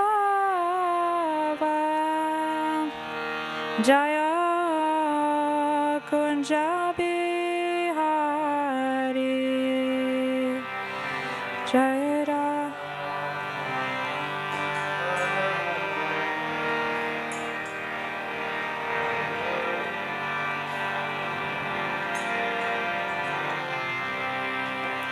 Jaya Radha Madhava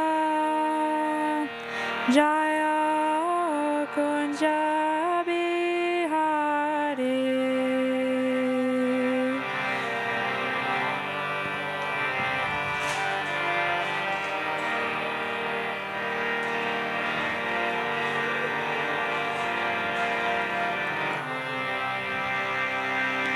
Jaya Gopi Janaballabha Jaya Girivaradhari Jaya Girivaradhari Janaballabha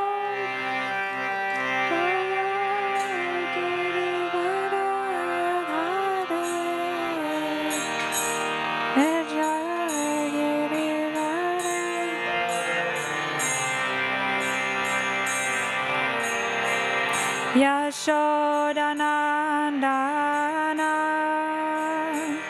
Jaya Rajajana Ranjana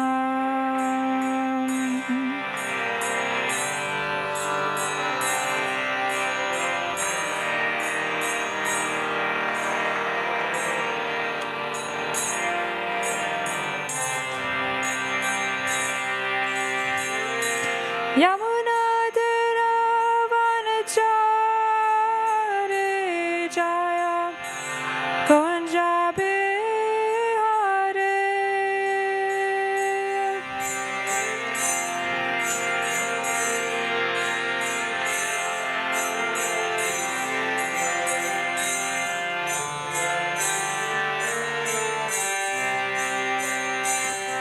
Jaya Radha Madhava Jaya Kunja Bihari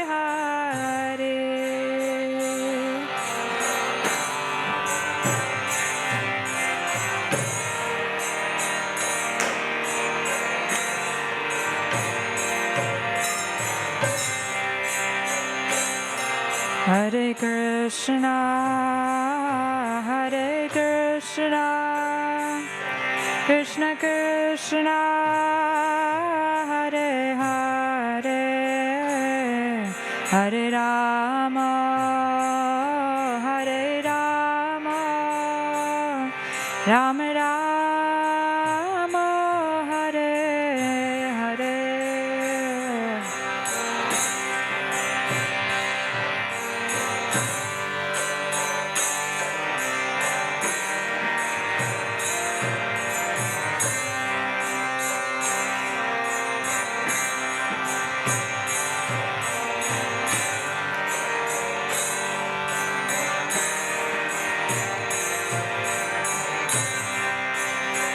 Hare Krishna, Hare Krishna, Krishna Krishna, Hare Hare, Hare Rama, Hare Rama, Rama Rama, Hare Hare.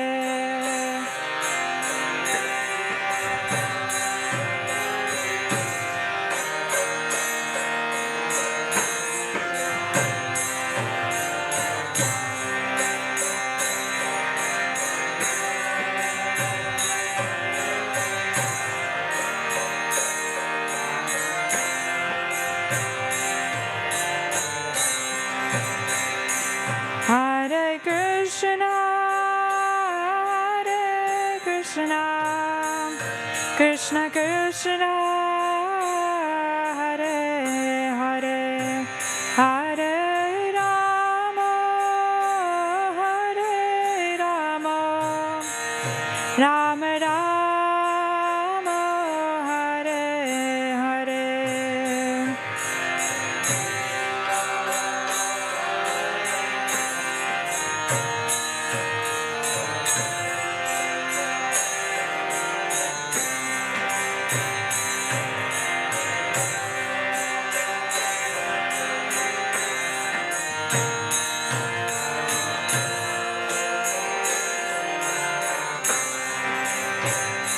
Hare Krishna, Krishna Krishna, Hare Hare, Hare Ram, Ram Ram, Hare Hare, Hare Krishna.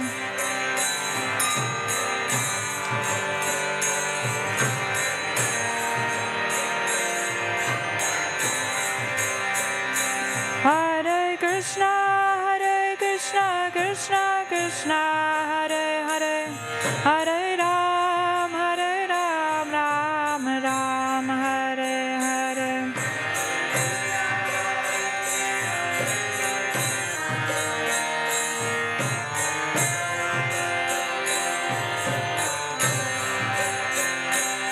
Jaya Radha Gokulananda, Radha Gokulananda, Radha Gokulananda, Sri Radhe.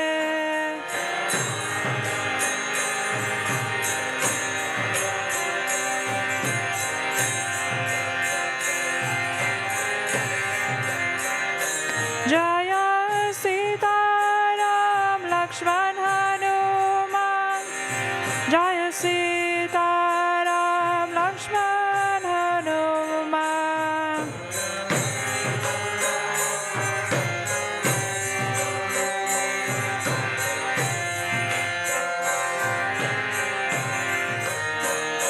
Jaya Gauranitai Gauranitai Gauranitai Jaya Gauranitai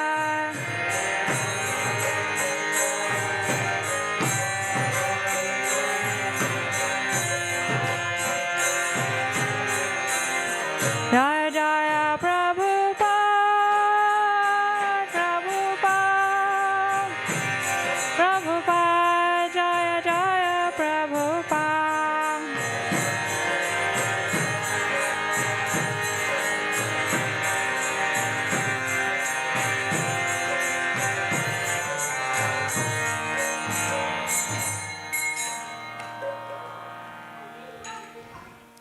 Jai Srila Prabhupada ki Jai Srimad Bhagavad Gita ki Jai.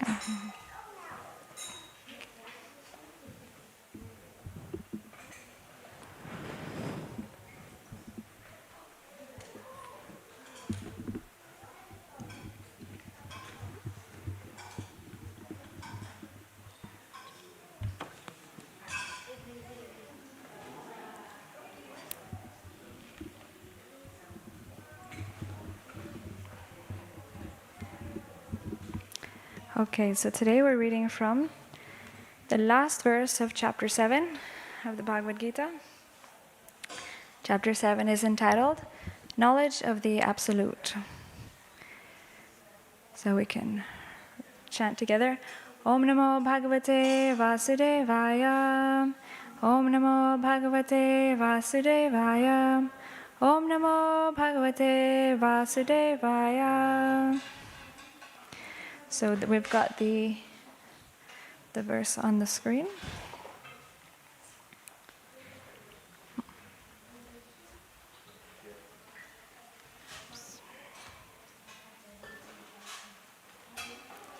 Okay, there we've got it. Sadhibhuta Devang Mam. You can all repeat line after line. I'll recite one line. You can repeat after me. Sadhibhuta Devang Mam. Sadhyagyam Chaye Viduhu. Prayanakale Picha Mam. Te Vidur Yukta Chetasaha. Sadhibhutadhidevang mam. Sadhyagyang chaye viduhu. Prayanakale picha mam. Te vidur yukta chetasaha. Would somebody like to chant the verse?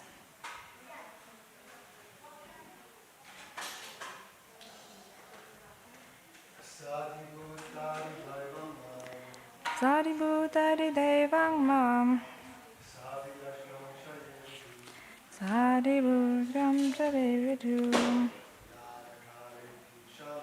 Priyakale vijamam.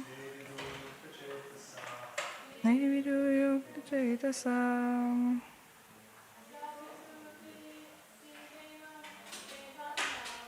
Sadhibhutadhidevang mam. Sadhyagyang chaye vidu. Prayanakale picha mam.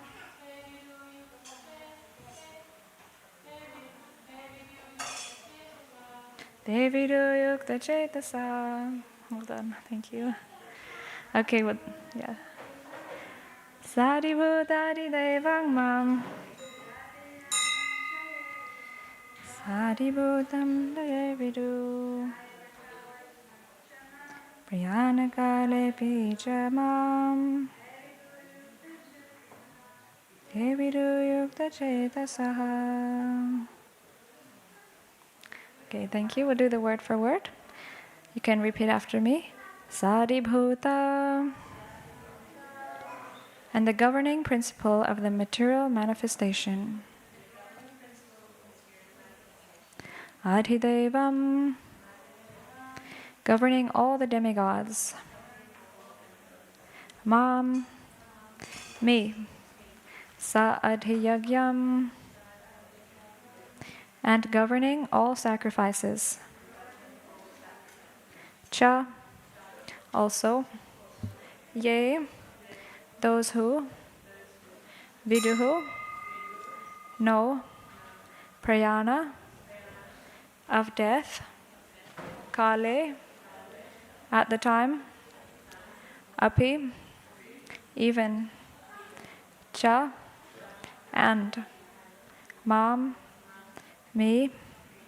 Te. They. Vidu. No.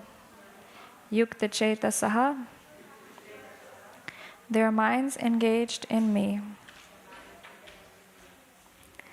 Translation and purport by His Divine Grace Srila A.C. Bhaktivedanta Swami Prabhupada Ki Jai.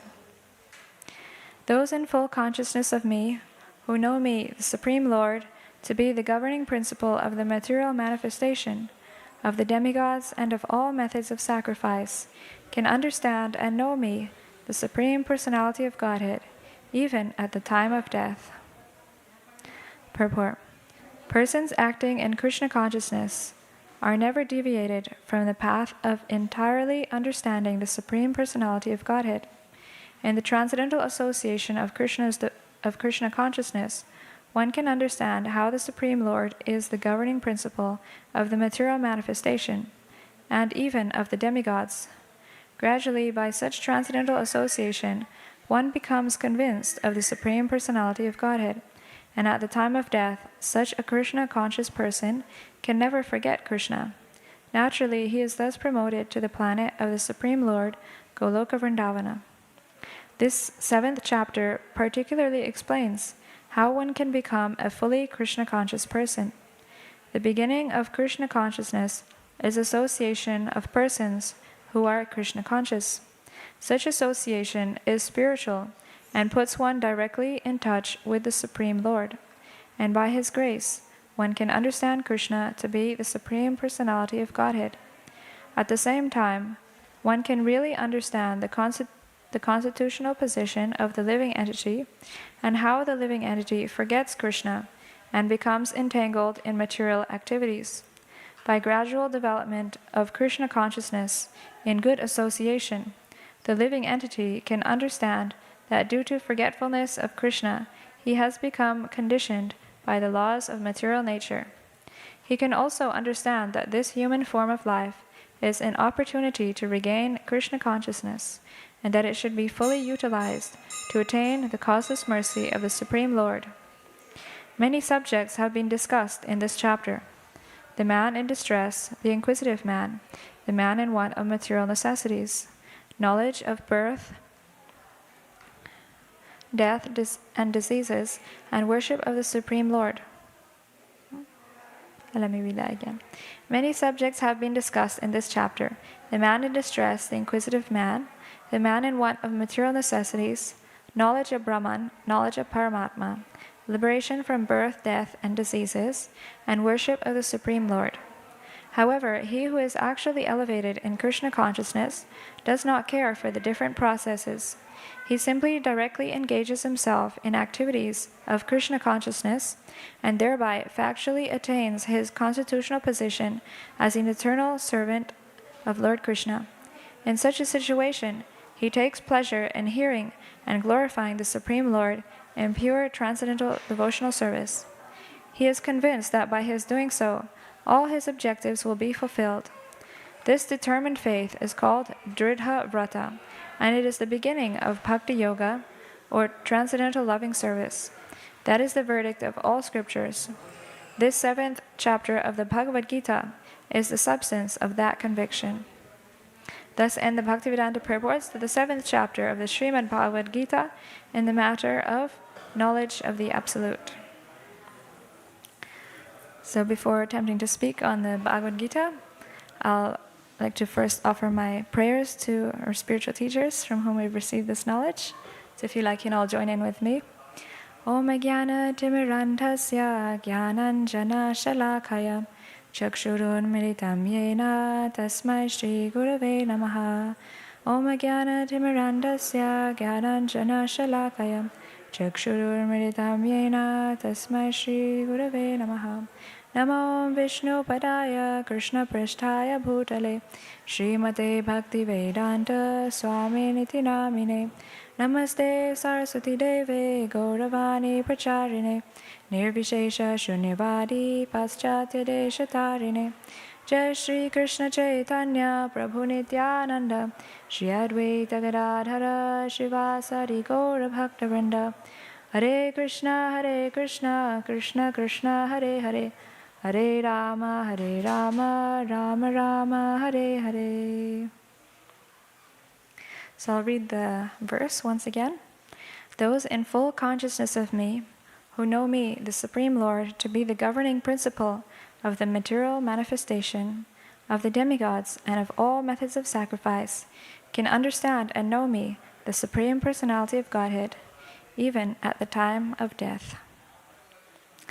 So some people, they wonder why we discuss death so much in spiritual practice or in the Krishna consciousness movement. And actually, it's an interesting question because did you know that although most people, they fear death and they try to avoid death, some people, they actually are excited about death and they look forward to death. And there's actually a practice which, if we follow that, then we can also be able to look forward to the time of death. So this is what the scriptures teach us, that the way we live our life is the way that determines how we face the final moment of death. And if we follow the recommendations of the scriptures, then death no longer becomes a source of fear, but actually a source of inspiration and something to look forward to, because it will take us to our next destination, which will be much more happier and exciting than this one. So that's why we often discuss death, because there are actually many things that that death can help us in our spiritual life by discussing this topic. Maybe I'll start actually just by asking you all a question. I'm sure some of you must have had somebody in your life who has passed away, and I just want to ask you to take a few moments to reflect. Like, what was that experience like for you when somebody close to you just passed away? Painful. Mm-hmm. Yeah, definitely painful. And did it make you think deeper about life? How else? Did you have any other feelings? When you go to crematorium and burn the body, at that moment, you try to reflect on what is the purpose of life. Everything has to end like this. Right. Yeah. That's very nice. Anybody else like to say something? Mm-hmm.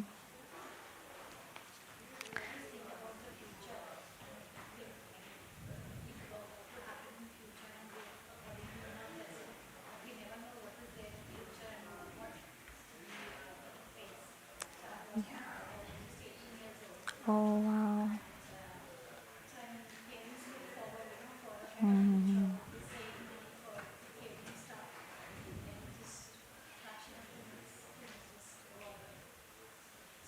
Wow, that must have been very startling, no, upsetting.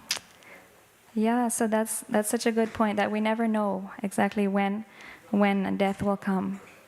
Yeah, that's why there are a few important lessons like this that we can learn from death. So I have a few here. So the first lesson that we can learn from death is it sets our priorities, how to set our priorities in our life. Because when we understand that death may come at any moment, we want to do what is most important first. We don't want to leave it for later. Like some people, they think that spiritual life is for when we get old or, when we're retired. But how do you know that you'll live that long? Maybe you may die before, and then if you didn't practice spiritual life, then we don't know what our next destination is. Because if we have committed some sins in this life, then we will have to suffer after death if we don't, atone for them by performing spiritual practice. That's why we do this, the chanting of the holy names of the Lord, coming to the temple like this, hearing about Krishna, all of this, it purifies us of the sinful reactions. So that's why it's essential for us to take to this process.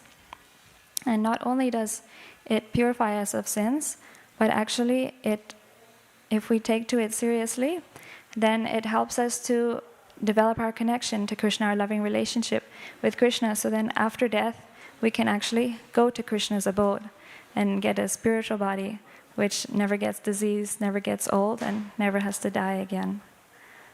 So this is the one nice point that death reminds us of, like what our priorities should be in life. There's a nice word, it's called sadhana. Sadhana, it means, if you break it down, it goes to sad and dhana. So dhana means wealth, and sat is eternal. So sadhana is actually our eternal wealth, because whatever wealth we earn in this life, it's taken away at the time of death. But whatever spiritual wealth we earn through our sadhana, our spiritual practice, our chanting, our hearing, our doing devotional service to the Lord, that is eternal. It stays with us eternally. And that wealth will help us to get a better future even after death.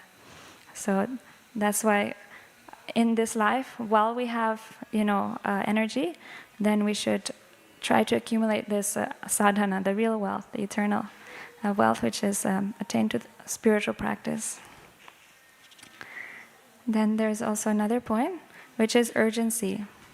When we realize, like as you said, the death may come at any point, then we don't want to put it off for later.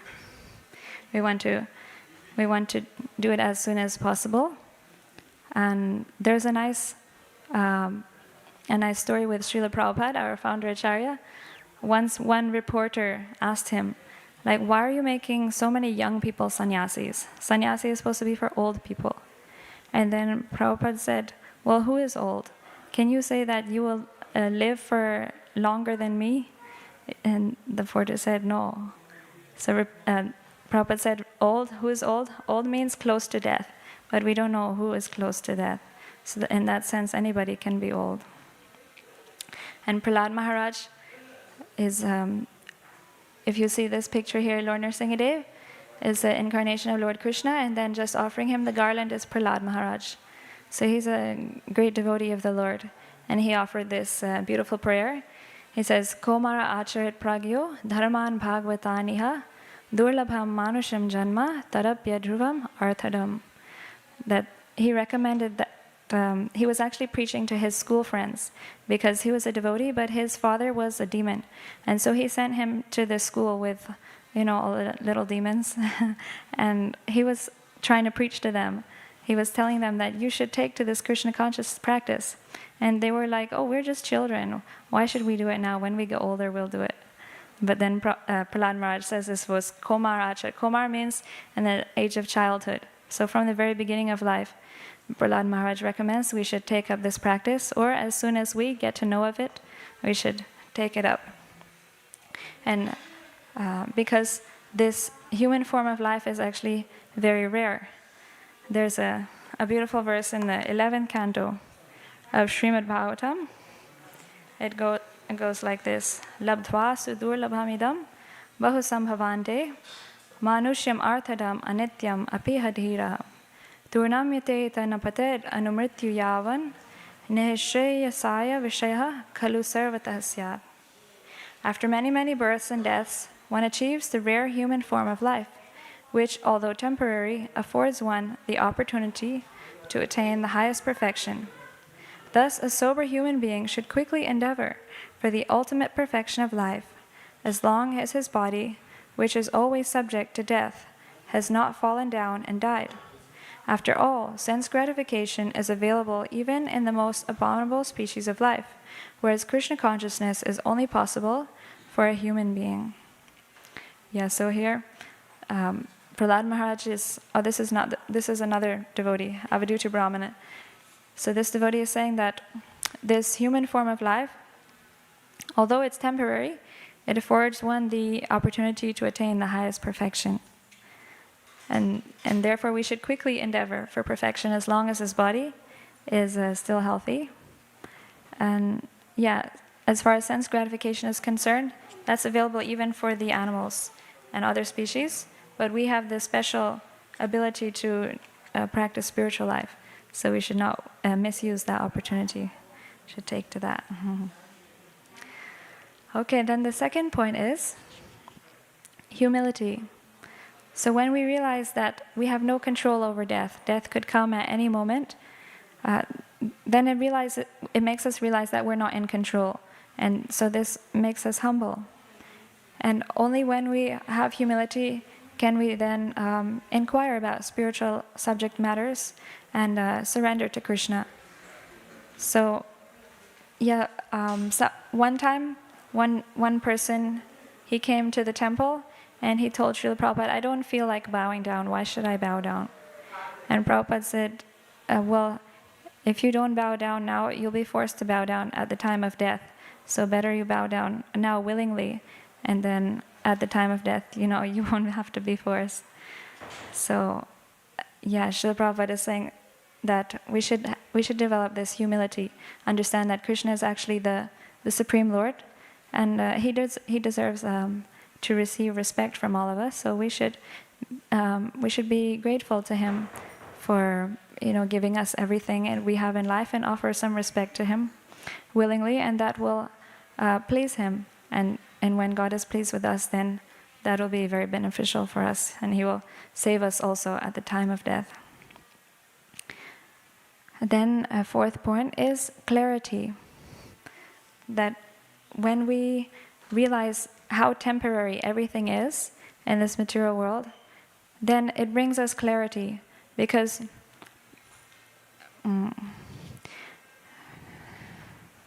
because in life often we complain about this and that, like this is, this person is so annoying and this person does this and that. But if we realize like how temporary the relationship is, then it brings more clarity, because often we, like after somebody passes away, then we regret, like, oh, they were so nice and we didn't treat them properly, or we remember all the good things that they did after they pass away. So if we remember that actually this person, it's only a matter of time. For example, your parents, maybe often children get upset with their parents, thinking, why are they making me do this and that? I just want to do what I want. But then if they think that actually my parents are not going to be here for that much longer, so I better actually value this relationship, then so this actually helps for us to focus on the good qualities of people and make use of the relationship while it's here. So in this sense, death also can help us improve our relationships with the people around us. And next point is opportunity. So for a devotee sees death as an opportunity to actually start his real life.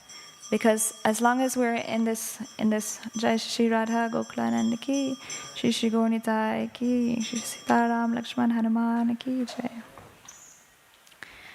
Because as long as we're in this material body, then we still have to suffer, birth, death, old age, and disease. But once we give up this material body, then at death, then we can get a spiritual body. And spiritual body means with spiritual senses also. So we can actually see Krishna, we can hear him, we can go to the spiritual world and start our real life with engaging in loving service to the Lord.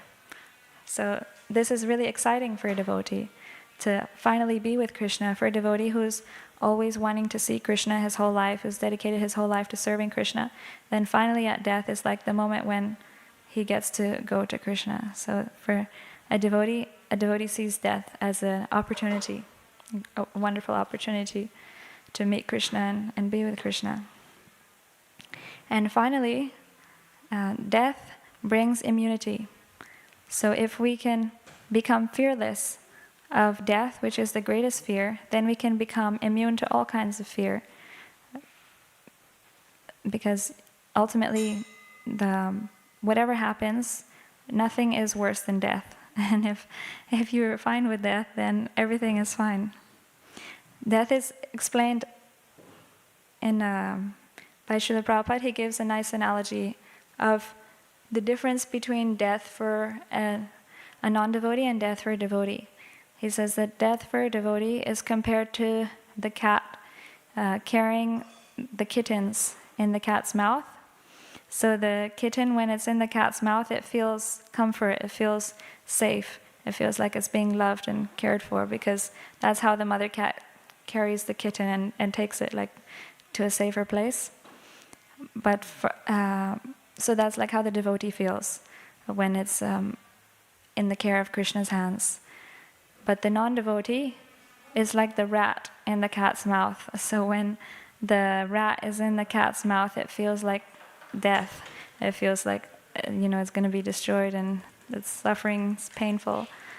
So this is the difference. Like for the devotee, although it seems like it looks like the same, right? Both are in the cat's mouth, so both are like dying, but the experience is totally different for the devotee and for the non-devotee. And that's why Srimad Bhagavatam is all about how to develop this perfect consciousness, that we can have this perfect consciousness at the time of death. This is how the Srimad Bhagavatam begins. The Srimad Bhagavatam, it begins with Parikshit Maharaj.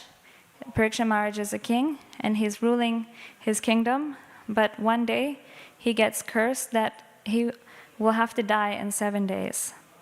And so then he accepts it as, Krishna's arrangement, and he gives up his kingdom and he goes to the bank of the Ganges, and all the great sages, hearing of the king's decision to fast until death, then they go and to give him support. So he goes to them and asks them to guide him on what is the best process, what is the best thing that he should do now that he has 7 days to live. So I want to ask you, if you realize you had just 7 days to live, what would you do?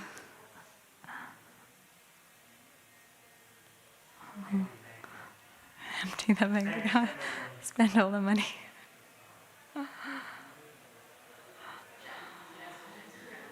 Chant. That's nice. Yeah, many people.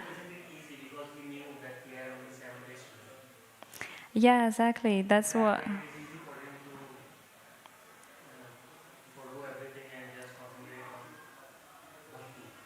Yeah.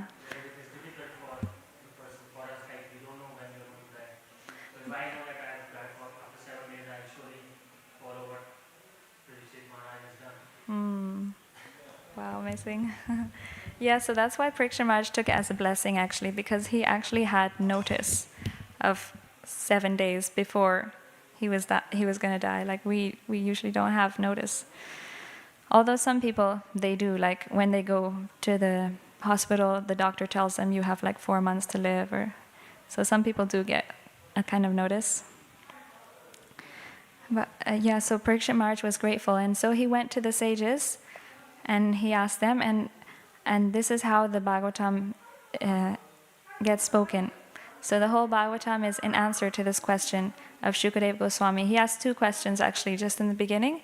He says, what is the duty of all people in all circumstances, and what is the specific duty of one who's about to die? So then Shukadeva Goswami, he explains the Srimad Bhagavatam in answer to this question. So the Srimad Bhagavatam is wonderful because it gives us so many practical examples of how to live in this world in a Krishna conscious way, how to overcome so many challenges that all of us go through. If you think you're going through a difficult time, you can just read the Bhagavatam and you'll find that the people in the Bhagavatam are going through a much more difficult time, and how they overcome that situation, how they surrender to Krishna in their difficulty and attain peace and happiness, and they're able to surmount all those obstacles in their life. So the Srimad Bhagavatam is full of such inspiring stories. So yeah, the Srimad Bhagavatam is a really wonderful book. I recommend everyone to get a Srimad Bhagavatam and read it page by page. You'll get so much inspiration on how to transcend the problems of life, and how to ultimately prepare yourself for the final exam. Death is compared to the final exam. Prabhupada quotes this verse. He says, it's like a Bengali verse that he quotes, sadhan karo, bhajan karo, sadhan karo, murte janne thai. That whatever sadhana you do, whatever spiritual practice, whatever bhajan you do, that will be tested at the time of death. So this life is actually a preparation for death. And that's what Krishna explains in the Bhagavad Gita. Also, he says in the 8th chapter, which is coming next, Krishna says, 8.5, he says, Antakale cha mameva smaran muktva kalevaram ya prayati samadbhavam yati nasyatra samshayat. That whoever at the end of his life is able to remember me, then he will attain my eternal abode. So that is the test, like if we can remember Krishna at the time of death. And then Krishna explains, like, how is it? How we'll be able to remember Krishna at the time of death?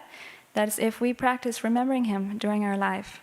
So Krishna then says that Tasmat sarveshu kaleshu ma manusmar yudhyacha mayarpita mano buddhir ma me vashyat yasamshaya.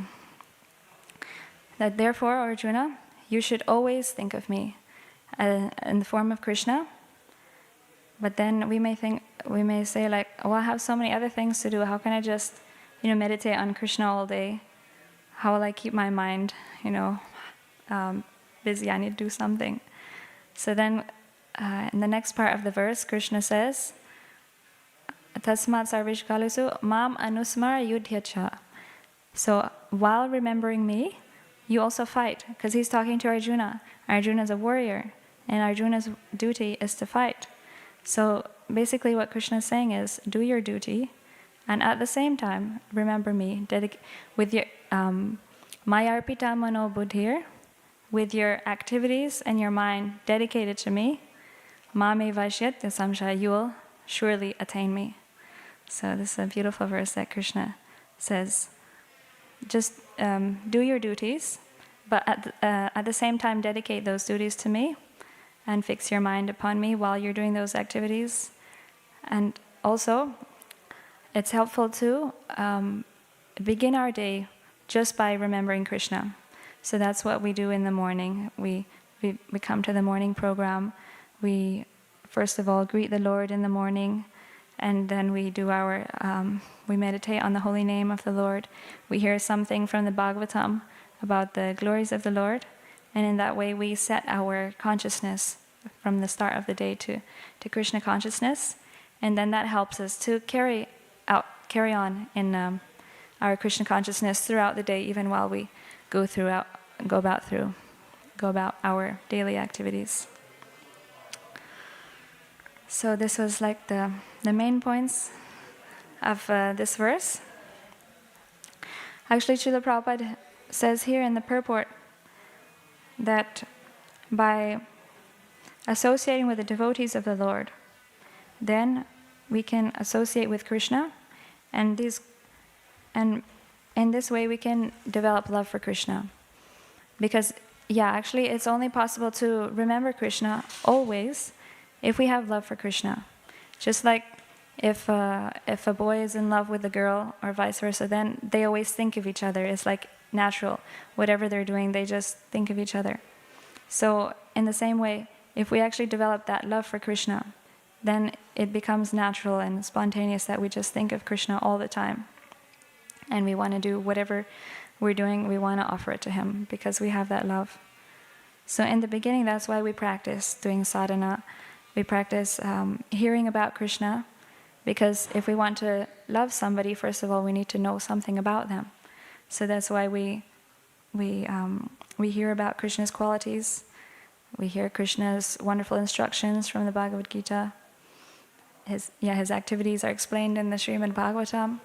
We associate with his devotees, with those who love him, and the devotees can also explain to us about how wonderful Krishna is. And also by chanting the holy names. So it's said that our senses are impure at this point, they're material, and so they can't understand Krishna because Krishna is spiritual, it's on the spiritual platform. So with material senses, it's hard to understand Krishna. So that's why we chant the holy names.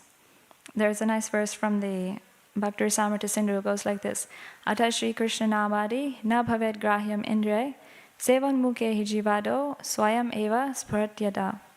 That our senses, because they're material, they can't understand Krishna, but by rendering devotional service beginning with the tongue, by chanting the Lord's holy names and tasting the remnants of his food, then our senses gradually become purified, and then we can understand Krishna, who Krishna really is. So then when we actually understand how Krishna is so wonderful, then we can develop love for Krishna. So that's the process we follow, and we recommend all of you try, chant the holy names of the Lord so that your senses will be purified, hear about Krishna's wonderful pastimes, associate with his devotees, and then you can develop love for Krishna, and then you'll be able to remember him always, and that will be tested at the final moment when you come to death. You'll also be able to remember Krishna, and then you'll be able to go to Krishna. So I'll just summarize, because since we were talking about the benefits of reminding ourselves that death is a fact, in modern civilization, death is it's like avoided, right? People try to hide the fact that people die, but it's actually inevitable. So we should realize that it will happen, and we should be prepared for that. Yeah. So the first point we talked about was priority. It helps us set our priorities in life. It helps us to develop that sense of urgency that I need to acquire my real eternal wealth while I can, before death comes, because it could come at any time. And death also helps us cultivate humility, which helps us surrender to Krishna, and helps us inquire also about Krishna. It helps us bring clarity in our relationships when we realize that the people who we're with are not going to be with us for much longer, so we should, treat them nicely and value them while they're around. Also, it brings opportunity. For a devotee, death brings the greatest opportunity of eternal life in the spiritual world with Krishna. And finally, death brings immunity to all kinds of fear, because if we can become fearless in the face of death, then we can become fearless in any other calamity in our life. Okay, so we have a few more minutes left. Does anybody have any questions or comments?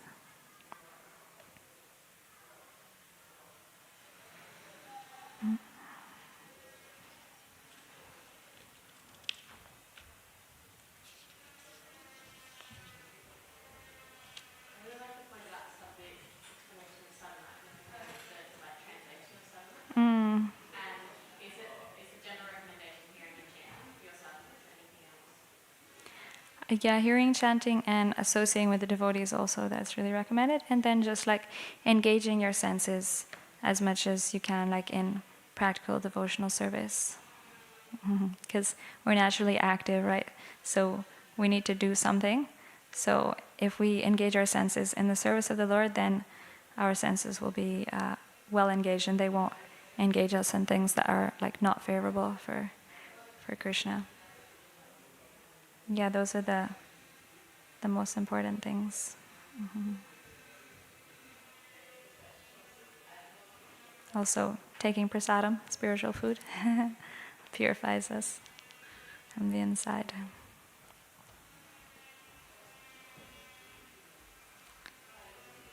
maybe I'll talk a little bit more since we have a few more minutes. There's a nice verse, a nice word here Prabhupada mentions. In the last paragraph, it's Dridhavrata. So Dridhavrata means determined faith. So Srila Prabhupada is giving a little summary here of the 7th chapter, because it's the last, since it's the last verse of the chapter. So then he says that in this chapter, many topics have been discussed, including like different processes of spiritual practice. For example, the topic of demigod worship was discussed in this chapter. And so Krishna is saying that, Srila Prabhupada is saying here in this purport that the devotee should have this determined faith that just by doing devotional service to Krishna, then all of his objectives will be fulfilled. So he doesn't need to do anything else.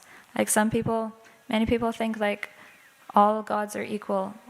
Like I need to also worship Ganesh, I need to also worship Durga and Kali and all these different things for different purposes. But actually, Krishna explains in the Srimad Bhagavatam, there's a nice verse that goes like this: Yatha tador mula nishechanena tripyanti tatskandha bhujopashaka pranopahara chayatendriyanam tathaiva sarvarhanamachyuteja. So this verse says that just as by watering the root of a tree, all the leaves and branches of the tree become nourished, and just as by supplying food to the stomach, all of the different parts of the body are energized, so similarly, just by worshipping the Supreme Lord, Krishna, all of the other demigods and all other living entities, who are all parts and parcels of Krishna, they all become happy and satisfied. And since Krishna is the complete whole of everyone and everything, then there is nothing that cannot be attained by worshipping Krishna. So whatever you want to get in life, that can be attained through worshipping Krishna. And that's actually the best way. Not only is it not necessary to worship other demigods, but actually this is the best way to attain all the benefits of life, because this is the proper way that's prescribed by Lord Krishna. Just like if we try to water each and every leaf of the tree, that's just going to be like so much time and energy wasted, because actually where the water is supposed to go is in the root, not on the leaf. And just like, if you want to separately try to feed each part of the body, it's not even possible. So in the same way, we cannot perfectly worship each and every different, demigod and person on this planet, and nor will the benefits be achieved even if we do. So the recommended process is we worship Krishna, who is considered to be the root of the tree of the entire creation, and by worshiping Krishna, you're happy and everybody else is happy. So this is what Srila Prabhupada is describing here as Dridhavrata. We need to have this determination and faith that just by practicing devotional service, all of our objectives will be achieved. Then we can, with one-pointed attention, just engage all of our energy and time and intelligence in trying to perfect this practice of Krishna consciousness.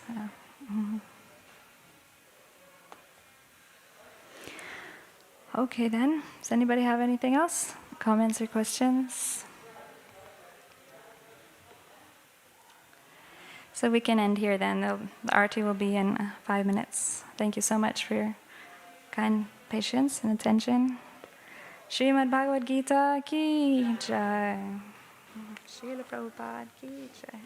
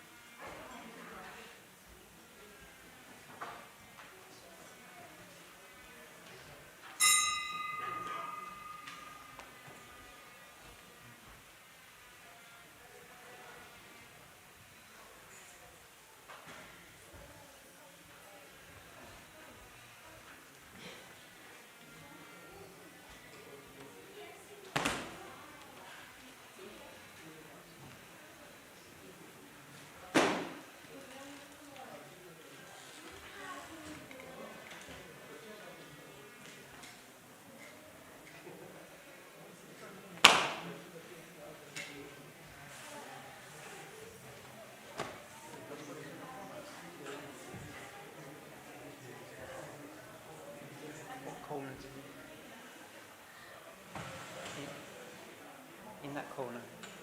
Yeah.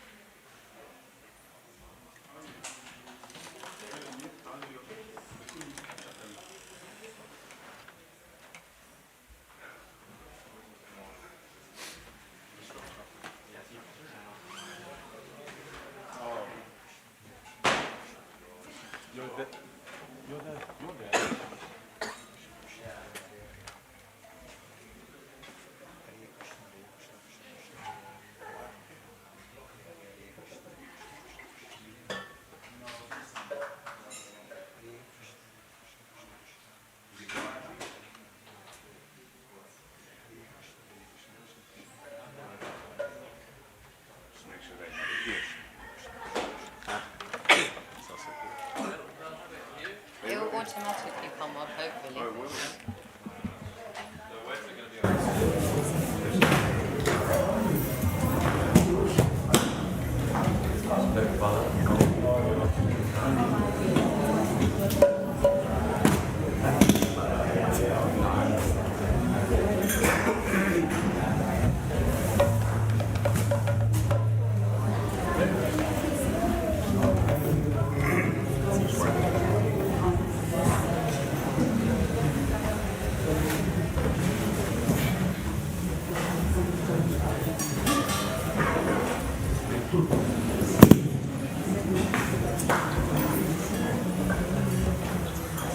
जय श्री श्री राधा गोकुलानंद की जय सीताराम लक्ष्मण हनुमान की जय श्रील प्रभुपाद की गो प्रेमानंदे हरि हरि बोल हरे Krishna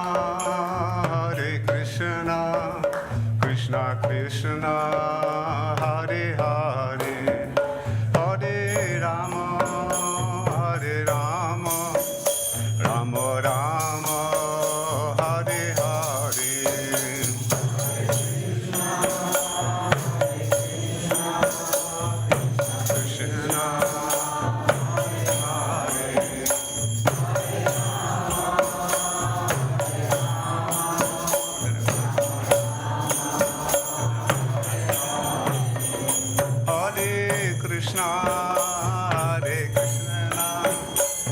Krishna Krishna Hare Hare Hare Rama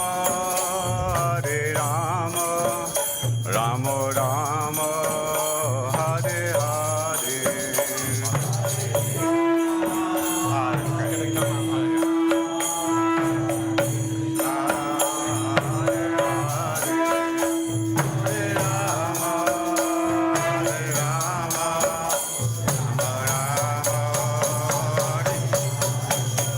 जय श्री श्री राधा गोकुलानंद की जय सीताराम लक्ष्मण हनुमान की जय श्री श्री गौनिताय की श्रील प्रभुपाद की जय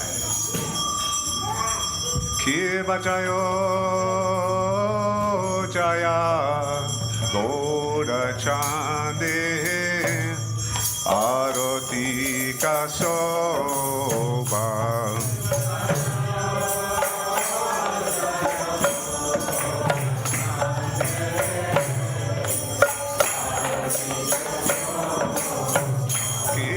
जय जय गौरा चाँदे आरती का शोभा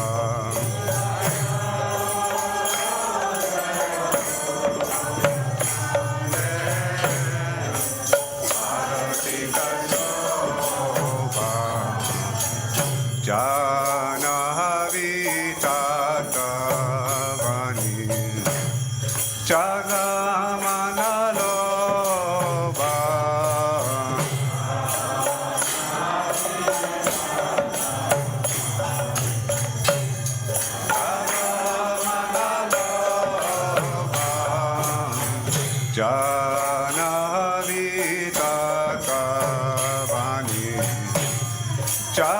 manalova.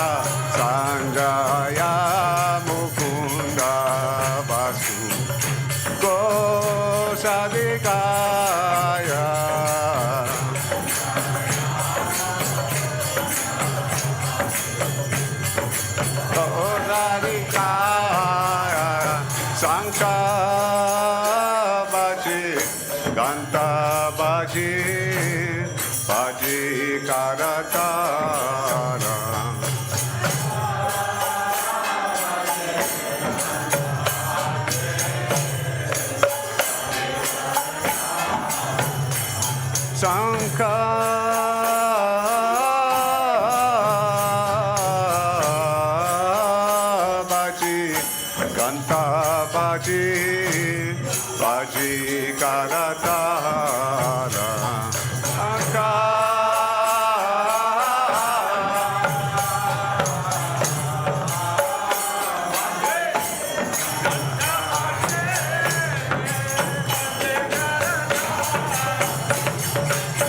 Madhura mridanga baje, Paramarasala.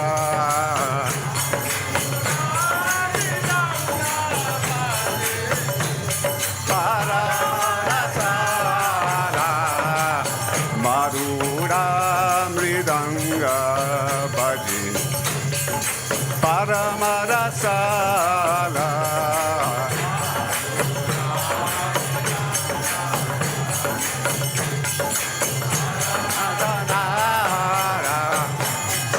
Kabare gata bari, madhu madhu madhu bari.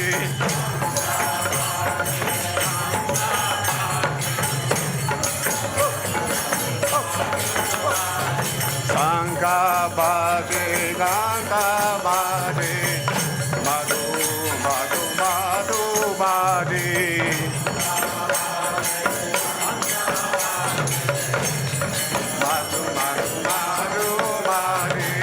Sangabade Kantabari Madhu Madhu Madhu Bagi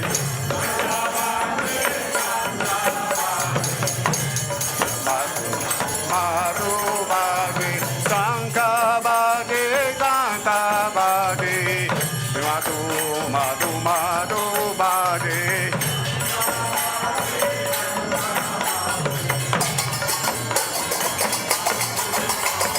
Madhu, Madhu, Madhu, Madhu, Madhu, Madhu, Madhu, Sangha Baje, Kanta Baje, Madhu, Madhu, Madhu, Baje.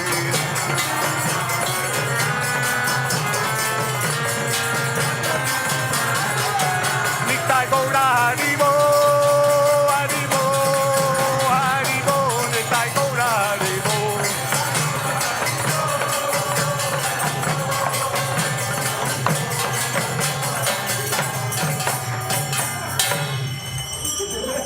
Baho Koti Chandra Chili, Vadana Ujvala.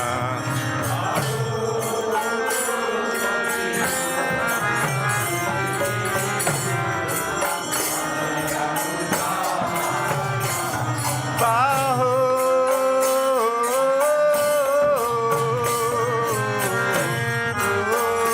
Koti Chandra Chiri Vadana Ujvala.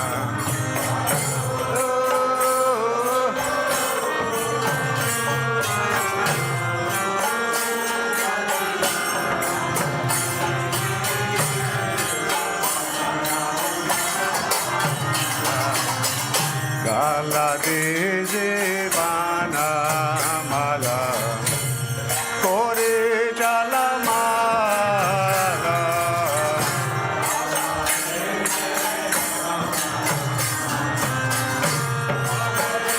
Jala mala, gala deze bana mala, kore jala mala.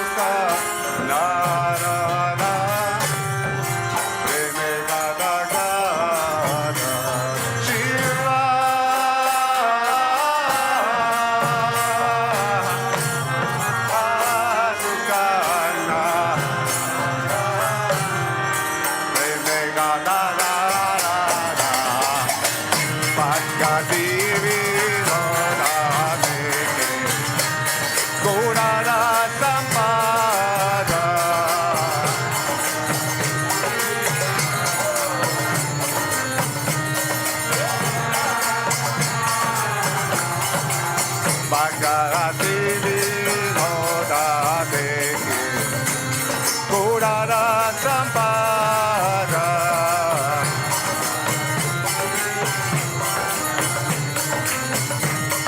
Kurara Sampada Kibajayo Jaya Gora Chandi Arati Kasoba Bajayo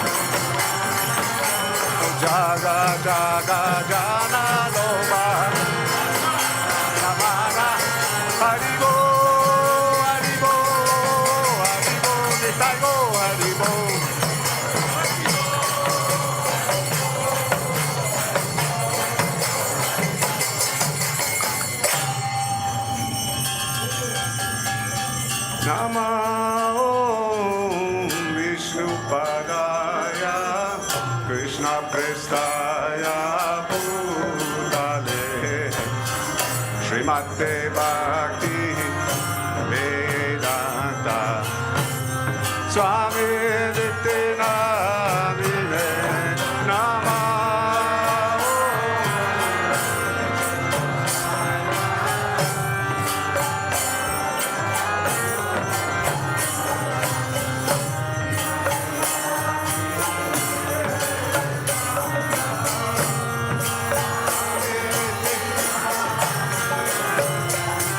Namaste Saraswati Deve Gauravani Pracharine Divisesya Sundavadi Pasata Deshatarine Namaste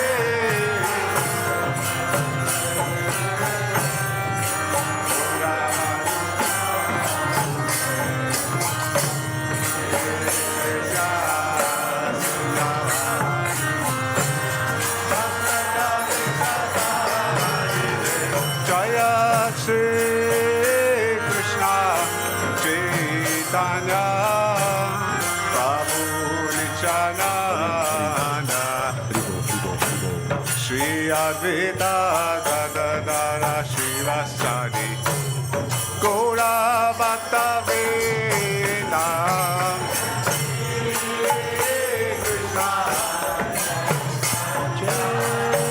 Chaitanya Prabhu Nityananda Shri Advaita Gadadara Shivasadi Gora Bhaktivedanta Jaya Shri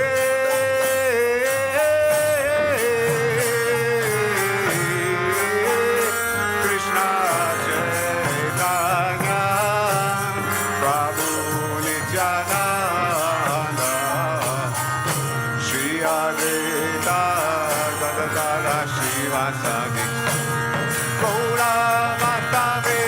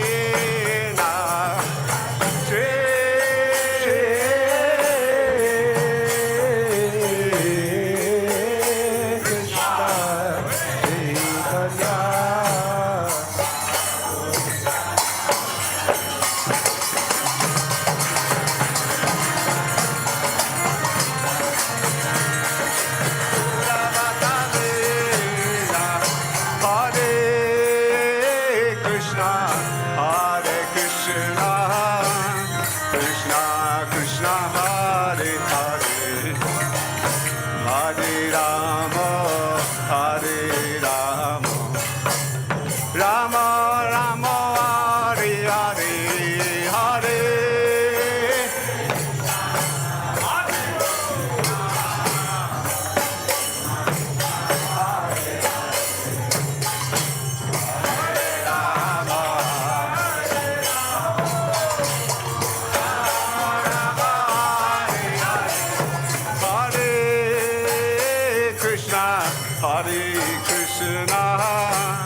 Krishna Krishna, Hare Hare, Hare Rama, Hare Rama, Rama Rama, Hare Hare, Hare.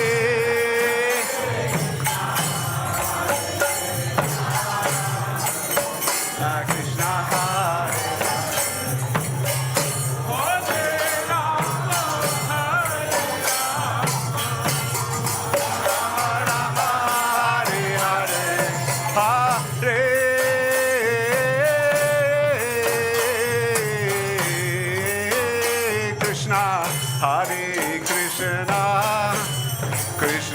Krishna, Hare Hare, Hare Rama, Hare Rama, Rama Rama, Hare Hare, Hare.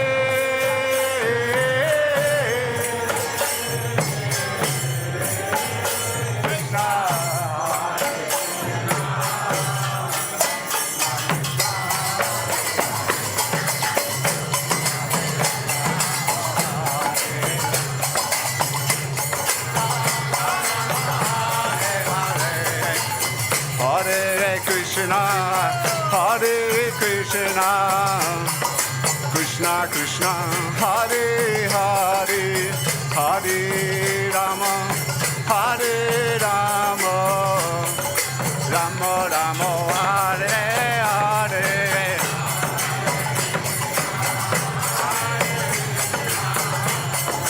Krishna Krishna, Hare Hare, Hare Rama.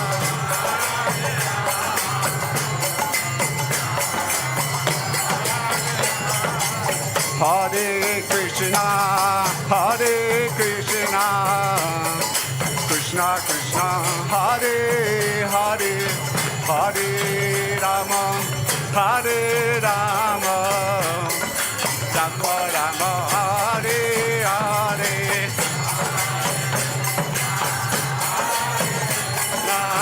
Krishna Krishna, Hare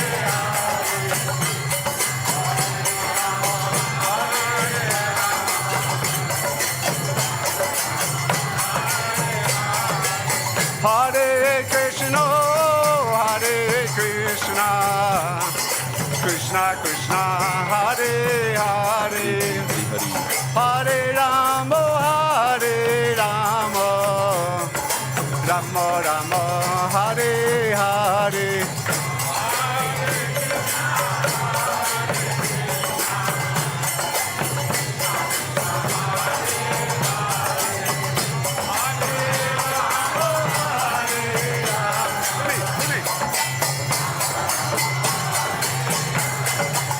Hare Krishna, Hare Krishna, Krishna Krishna, Hare Hare, Hare Rama, Hare Rama, Rama Rama, Hare Hare.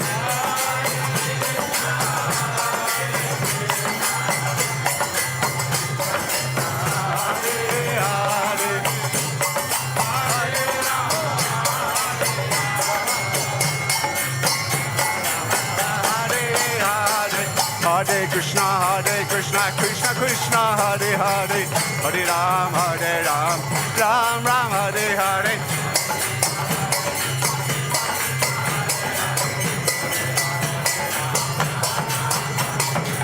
Hare Krishna, Krishna Krishna, Hare Hare, Hare Ram, Ram Ram, Hare Hare.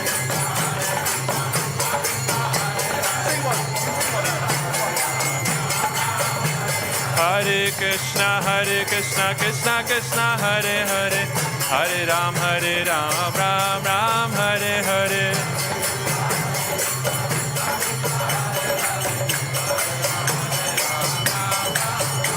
Hare Krishna, Krishna Krishna, Hare Hare, Hare Ram, Ram Ram, Hare Hare.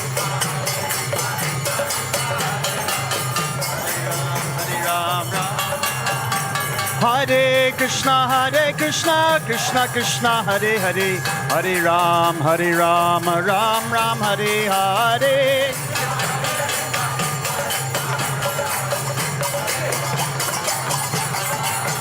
Oh, Hare Krishna, Krishna Krishna, Hare Hare, Hare Ram, Ram Ram, Hare Hare.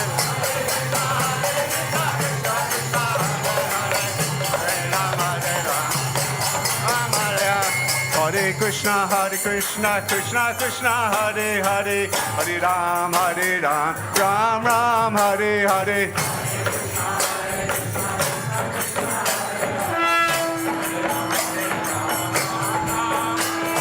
Hare Krishna, Krishna Krishna, Hare Hare, Hare Ram, Ram Ram, Hare Hare.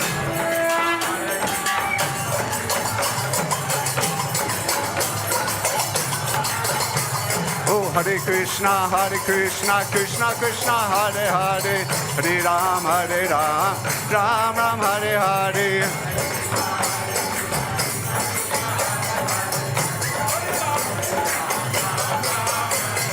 Hare Krishna, Krishna Krishna, Hare Hare, Hare Ram, Ram Ram, Hare Hare.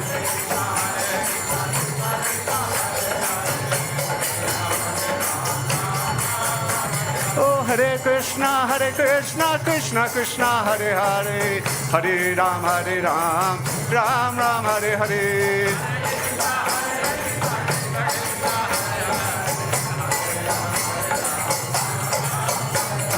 Hare Krishna, Krishna Krishna, Hare Hare, Hare Ram, Ram Ram, Hare Hare.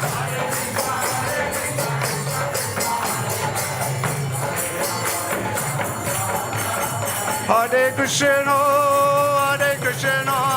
Krishna Krishna, Hare Hare, Hare Ramo, Ramo Ramo, Hare Hare. Krishna, Hare Hare.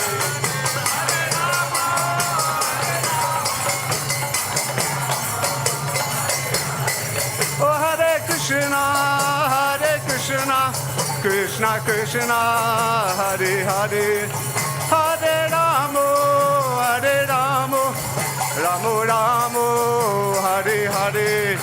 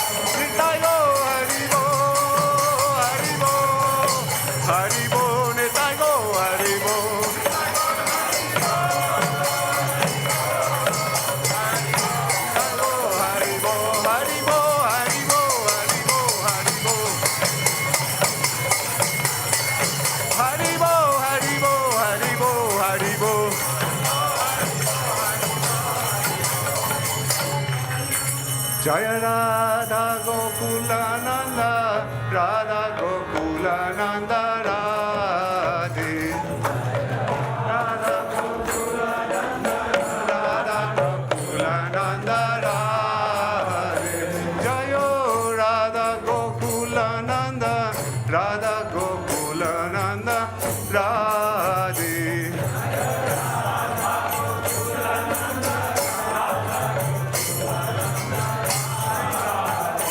Jaya Sita Ram Lakshman Hanuman, Jaya Sita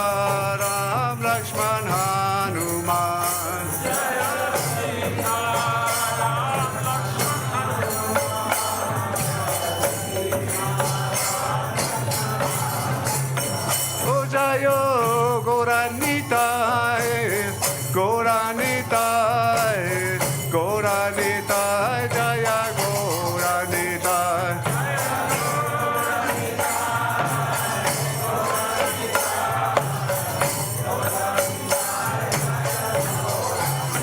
Oh Jaya Gora Nitai, Gora Nitai, Gora Nitai, Jaya Gora Nitai.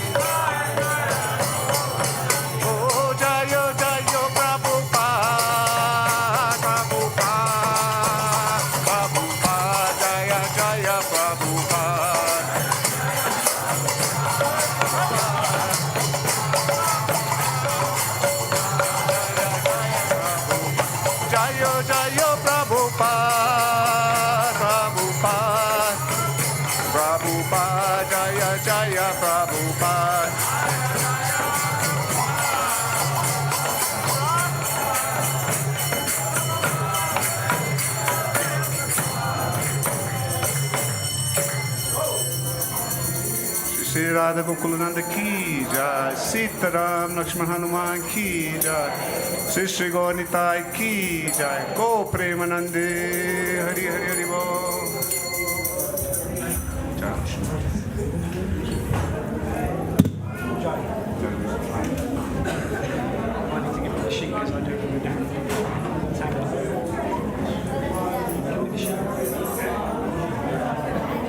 Jai Om Vishnupad Paramahansa Prabhajagacharya Varya Ashtota Srimad, His Divine Loving Grace, ISKCON Founder Acharya, Antarashtriya Shri Krishna Bhavanamrit Sangha, Sangstapaka, Srila A.C. Bhaktivedanta Swami Prabhupada Ki Jai. Jai Nitil Vrishta Jagat Guru Srila Bhakti Siddhanta Saraswati Goswami Thakur Prabhupada Ki Jai. Jai Mahabhagavat Shri Gaura Kishore Das Babaji Maharaj Ki Jai.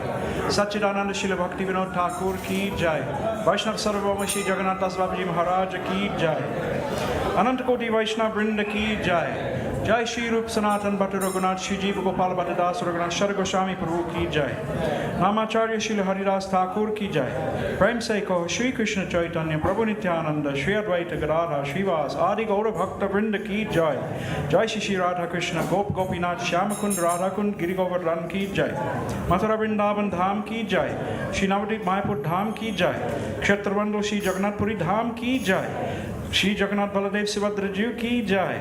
Shri Rathayatra Mahamahotsav Ki Jai. Ganga Yamuna Tulasi Bhakti Devi Ki Jai. Shri Harinam Sankirtan Ki Jai. Chari Dham, Chari Acharya, Chari Mat Ki Jai. Samavita Bhakta Vrinda Ki Jai. Nitai Gaur Premanande, Hari Hari Bo. All glories to the assembled devotees. All glories to the assembled devotees. All glories to the assembled devotees. All glories to Shri Shri Guru and Gauranga. All glories to Srila Prabhupada. Hare Krishna.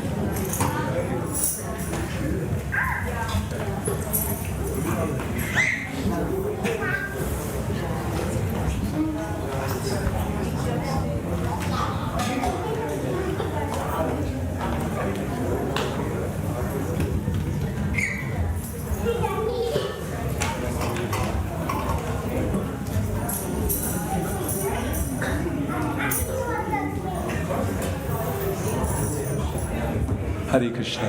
So to conclude, the Arati will be singing this prayer here to Lord Nrsimha. Lord Nrsimha is here on our far left at the far side of the temple room, and he's the protector of all of the devotees. So please, everyone, please follow along with this prayer to Lord Nrsimha Dev for protection in our physical lives and also our spiritual lives.